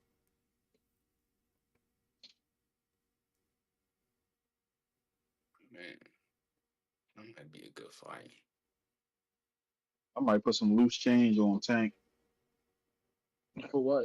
To get some loose change back? Yeah, so I can, so I can get like $60 back. Cause you gotta put out like 500 on him. Literally. See, that's why you gotta try to pick the rounds or like bet on how many knockdowns or the over or some shit like that. That's where the money really at for real. That's why on my parlay I got round 9. I think the odds on that plus 700. And then once you add the decision for the Gary Russell and Rayo, that boosts the odds from 700 to like 1550 plus 1550. And you I was gonna ask you, I think didn't he call the round count, the round stoppage his last 2 fights or something? Yep. Yep, he said He's- Ryan was gonna be round 7. He stopped his ass at 7. He said Frank Martin in round 8. Stopped his ass round 8. At first he said the decision, and then Roach starts saying some shit. He said, matter of fact, now round 9. Yeah. So now I'm gonna bet on round 9. They be calling them shots. He Gotta listen to him. He He does. the big dog. That one comedian said that shit. They asked him if he bet. He said, hell yeah, I put 10,000 on round 8. Tank said 8. We can't be late. I know he was happy as hell. We stopped him at 8. I'm telling you. I'm like, man. Hopefully you get I'm it. about to try that shit. But I ain't betting no damn 10 bands on. Yeah. Hopefully you get it though. Shit. Hell I need to start betting again. What you said it was called again, Kendrick? The other one you said we could use in Florida? Besides Hard Rock? Underdog fantasy. You said underdog? Hey yo, yeah. You can use code Cam and Mace. Come on, man. Stop playing with me, man. This man trolling now, bro. This man trolling, bro. You actually could though. No, I'm not using that, bro. If I think they do got a promo code. Matter of fact, I think they do. He not bull driving. They do. Yeah, they do. I remember because they used to be on when I used to watch it. If anything, I might use code for Stat Baby or something. I ain't using them fools. Oh, that's hilarious. I think I used Sean Porter's code for DraftKings, but when I was on there, they shit looked ugly a little bit. I'm like, you know what? This shit a little confusing. I'm gonna do a couple of bets and go back to what I know. Yeah, because got a couple. Oh, word. That's what's up. Shout out to him. That's dope. Yeah, I ain't because in Florida we could only use Hard Rock, and then now he's saying I can use Under. I didn't know I could use Underdog. That's good. Yeah. That junk is so trash that they make us even restrict us, but whatever. That sounds so ironic for Florida, because that's what they sold. Seminoles, man. Right. They need their money, man. Oh, that Hard Rock. That's crazy. That's crazy. Now the Seminoles got the plug, bro. They need their money. I know somebody in Missouri that be coming to like the little bars and shit on the borderline of Illinois just to put their bets in. Nah, I don't blame them. My boys used to do that shit before it was legal in New York. They used to go to Jersey. Yep. Yeah, I know people used to travel put bets in too. Yeah. I know y'all. They probably be shitty when they miss. Yeah. You travel just to miss it. That sucks. But them ride homes after you hit, them bitches would probably be lovely. Yep. Bro. Yep. New York to Jersey not bad. You just gotta get on that Jersey Transit real quick from Penn Station, and just stay on. Just hop across the tracks and go back. That's why, like, when I had went down to Texas, I was trying to go on my ESPN app, but I couldn't use it. That's what made me start using that fucking prize pick shit, because that's what did work. So, like, now that I'm back, I just use both still. Right. He said he got Tank in 7, Ryle by decision, and Pueblo by decision. That's what I got too. Well, I don't really have a Tank. I don't have a number, but I have Tank by stoppage. I have Ryle by decision and Pueblo by decision. See, that's another scary part. Like, Tank said 9, but everybody else keep thinking before 9 for some reason.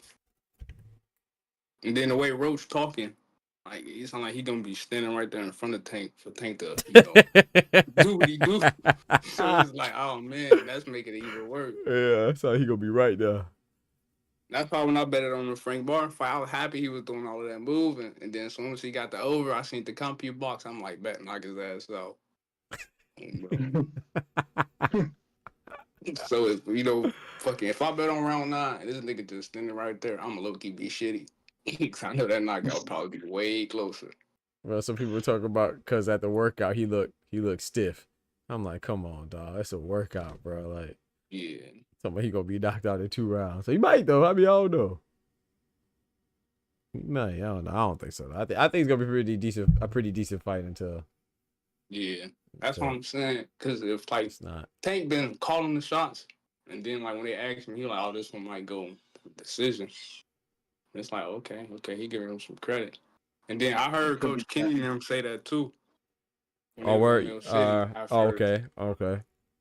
Yeah, he was like, oh, but we kind of close to them. I don't want to be like just talking shit. Right. And then that's when Bill City like, it's Tank though, this is what he known for. He's not talking shit if you just pick around. And he like, this fight might just go to decision. I'm like, okay. Then I heard Tank say it. So I'm like, oh, okay. But then he said nah. So I'm like, all right. Yeah, it's Maybe tough. he was gonna show him some mercy, but then he fucked it up. Yeah. What you say, Kendrick or Ty? I said Tank doing promotion. That's all. Yeah. He just wants y'all to pay that $80. That's all. I don't know. I think yeah, that's steep though. I ain't gonna lie. That's steep as hell.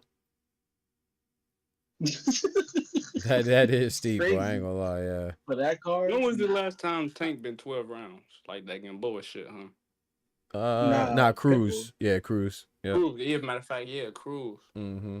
How his stamina looked in that fight? It was decent. He was straight. Uh-huh. It was straight. Yeah, he was good. Remember, Tank don't use a lot of energy. Yeah. I'm saying it might just be smart to go to the decision just for to prep for Shakur. You think that fight's gonna happen? I think that's why Shakur changed his style besides hurting his hands. You think that fight's he fought Camille Herring, he ain't gonna walk no Tank down like that. You think that fight's gonna happen? Nah. No. Who, Shakur and Tank? Yeah. I think so. Kendrick said no. I wouldn't be surprised if what you think, Ty? Call out for real. And Kendrick said no. What you think, Ty? I feel like next year, if not December. Mm-hmm. I just don't think it'll happen so early in the 6-fight deal, business-wise, especially if they not doing the best of business right now. Like they ain't. Who got a 6-fight deal? So who got a 6-fight deal? Tank. Oh, you talking about a 6-fight? So, I think after you talking he about just I got fought you. what? He fought Frank. This is his second fight. Let's just say if it was Shakur. Yeah, he was to lose. You think now he gotta finish out that 6-fight deal. Yeah, I don't know. I don't be believing that. I just be, but I do remember him saying that he had 6 fights left though. That 6-fight deal sound Mickey. Yeah, I don't believe it. I ain't gonna lie. I mean, I don't know how many he has. I don't know how many he has to fulfill. I just say I don't know if he has 6. That's let's just say if Conor Ben didn't start with Eddie and then he on a 3-fight. Right now, first fight boots. Mm-hmm. Yeah, but the numbers to that deal will be available. You would know what his guarantee is. Like for instance, you can always look up what Canelo's initial guarantee and what's the fight count. Same thing for AJ, even with Floyd. I mean, that might just be how the contract set up. He might don't got no set guarantee based off his opponents. On PBC, they have a set guarantee. Because what are you basing your deal off of? Wait, so you tell me that you can see his deal right now, or not? This or you saying you can't? You can or you can't? The point is, you can't look up anything with Tank's deal. It's alleged, the one that he claimed that he got bigger than Floyd's deal. Right. There's no. It's not even nothing traceable for it. Okay. Yeah, see, I don't be looking at people's deals. So, yeah, you can look up Canelo's deal right now. Yeah, I just be looking. I mean, I be going off their word. I don't really be like. Yeah, I don't be looking at it. Besides, if it's like a gate or something, if I hear somebody talking about oh, they ain't really did shit. Y'all gonna make me start looking at this stuff. I just don't even be caring about that stuff like that. Like so you could look up Canelo's deal right now. I would say you can look up his deal. I don't know about that. I never looked it up. Oh, really? Looking at gates. And you can see his previous deal he had with the PBC. Just like you can see what the initial framework is. Yeah. That he just worked out with Turk. Okay. You said AJ2 and all that stuff. I didn't know. But then again, when some of these people sign those contracts, it's public news. Boots' contract was public, right? That he signed a 3-fight deal, I think.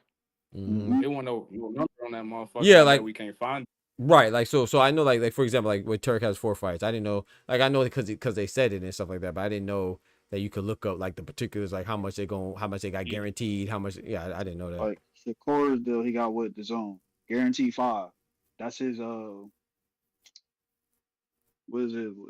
His purse minimum. Yep, I did know that, but once again, I knew because they said it, not because Like just because I be watching interviews and stuff like that, but I don't know that you could like That look up. can't be his first minimum if when they asked Addy if that's how much he was getting for who was he finna fight out first before he hurt his hand? Cordina.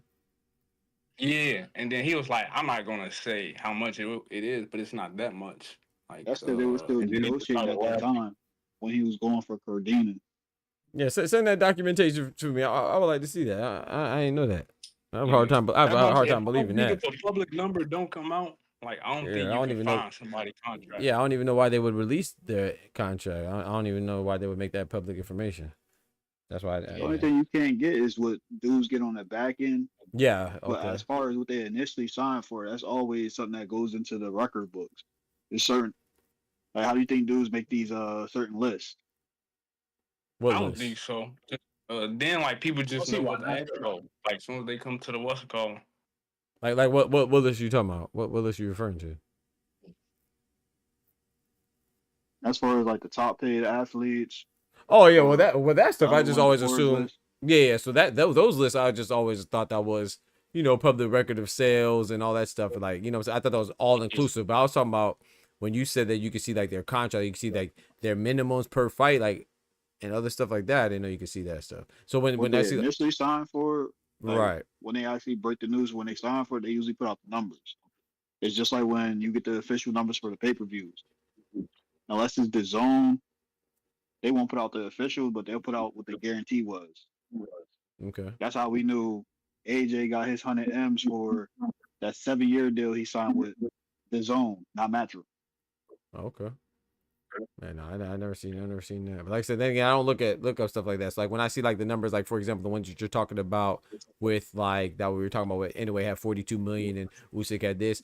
See, I see those numbers, but to me that's not, what I'm saying, that's not a contract though. Like that's just them adding all the money that they made throughout, like including back end sales and all that stuff. So I didn't know it would show like you could see like how much they made. Oh, you're gonna make 3 million guaranteed for each fight.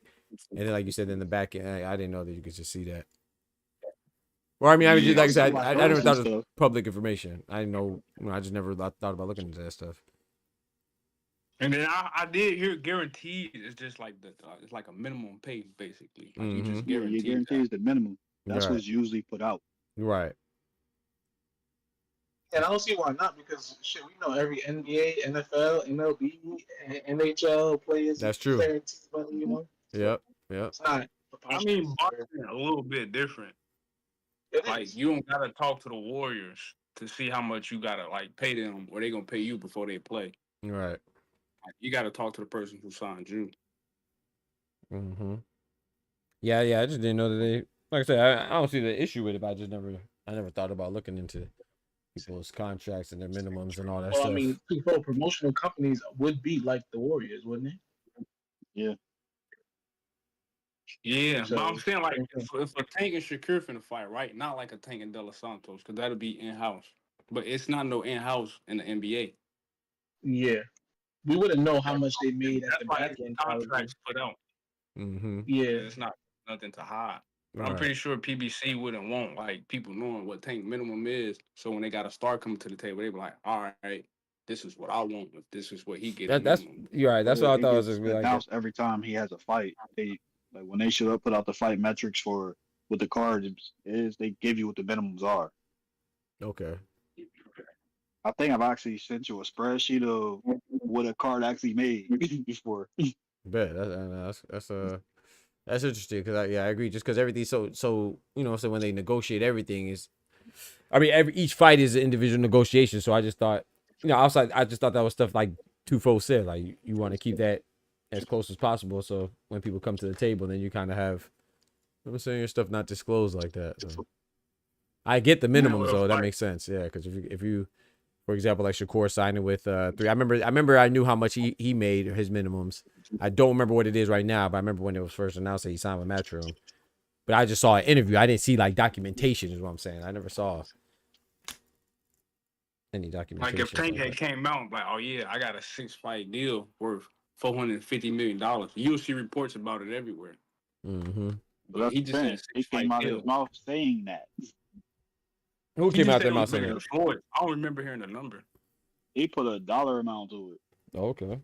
Where that was That's at? the only reason why I even looked the shit up. And I'm like, Right. there's no tangible anything that clarifies this. That's I interesting. didn't get to see that. I just seen the $1 million worth of game. I think it was. That's interesting, Like with man. Floyd from PBC, when he said, I got this before I stepped in the ring, you can literally look that up, even at that time. Yeah, but because before he stepped in the ring, he knew what he was getting. Yeah, But that what was I'm a saying right guarantee. now, right? Like Tank don't know what his like. He know what the minimum is for his next fight, but like it's not like guaranteed. That's exactly what he's gonna get. Of course not. No, I agree with that. So even if the contract is out there that's saying like Shakur getting $5 million per fight, that's not even like all the way legit because it can change. That's just his minimum. But That's that's his minimum. minimum. That's Yeah, their Just cutoff. like in the That's when you NBA either getting that contract, or matter of more. fact, right? When they sign a contract, they get a minimum guarantee. But if Mm-hmm. they get selected exactly. like all stars and shit like that, they get more. So we don't Exactly. know exactly how much these motherfuckers really be making for real, That's true. until they make it and then it's reported. But Yeah, beforehand, we when you really talking about don't know. incentives and all that, but your guarantee is what your guarantee is. Yeah, that's what Ty's talking about. Yeah, he's talking about the minimum guarantee. I get what you're saying now. Yeah. No matter what industry you're in, the guarantee has to be reported. So let me you remember when Devin Haney had to go back with Top Rank to sign that 3-fight deal it was? Mm-hmm. Did he have a set guarantee? Or did a set guarantee come out like, oh, Devin Haney just signed a 3-fight deal with Top Rank worth $15 million? Or was it just a 3-fight deal? It was a 3-fight deal, but it was really a 2 with a third fight option, and the numbers was out where he got lowballed, but he did that for the belts. You actually can look up the whole thing he got for it. Just like when he fought Cambosis, he got a flat fee. Yeah. I remember that. Mm-hmm. Yeah, I remember them parts, but I'm saying like when it first was announced, like before the Cambosis and Devin Haney was announced, right? Uh-huh. And we just knew that Devin Haney was going to go back to Top Rank. Of course, we probably knew who he was going to fight. But I'm saying, like, did they report the number before he got in the ring? Oh, I don't remember that. Like, did Correct. He was everybody know, guaranteed like, okay, 7. if Devin Haney just signed to Top Rank and his first fight back, he get a 22%, no matter who he fighting. Fellas, I'm gonna go take my dog outside, man. I'm gonna go ahead and slide, man. Y'all can chill. I'm gonna go ahead and slide. I gotta go take my dog outside. With my dog. I'm 10 minutes past my time anyway. I'm going to slide, y'all, too. All right, y'all. Yes, sir. 2-4. Appreciate you, Kendra. Appreciate you, bro. Ty, appreciate you, man. Yes, sir. God bless, man. Chan, I'm about to go ahead and call it. I gotta go take my dog outside. I actually forgot, man. Hopefully he ain't. My bando. Hopefully he didn't use the bathroom on the back porch. But shoot, man. I appreciate y'all rocking, man. Shout out to my boy Ty. Who else came through? Kendrick, Tufo, Oscar as well. Shout out to Oscar. Shout out to Ty, Oscar, Kendrick, and Tufo, man. Appreciate them all coming through, man, on the Discord. I'm gonna go ahead and slide now, man. I'll be back on in the. I don't know. We might not have any new news, man. Any more news on the what it called, man. We might not have any news in the morning, so if we don't see me on it's because there's not any additional news, you know. Yeah, I'm gonna try though. I'm gonna try to come up with my topics, man, like I usually do, man. But y'all be easy, take care of yourselves. Remember, as always, man. Remember, with God, we can do anything. Without God, we're nothing, man. The doctor's out. Peace. From the hood to college, both worlds they had to meet. 6 degrees between us, so cold we're about to freeze. But we're Florida boys, hot takes, we bring the heat. We're moving the culture, the engineers to the streets.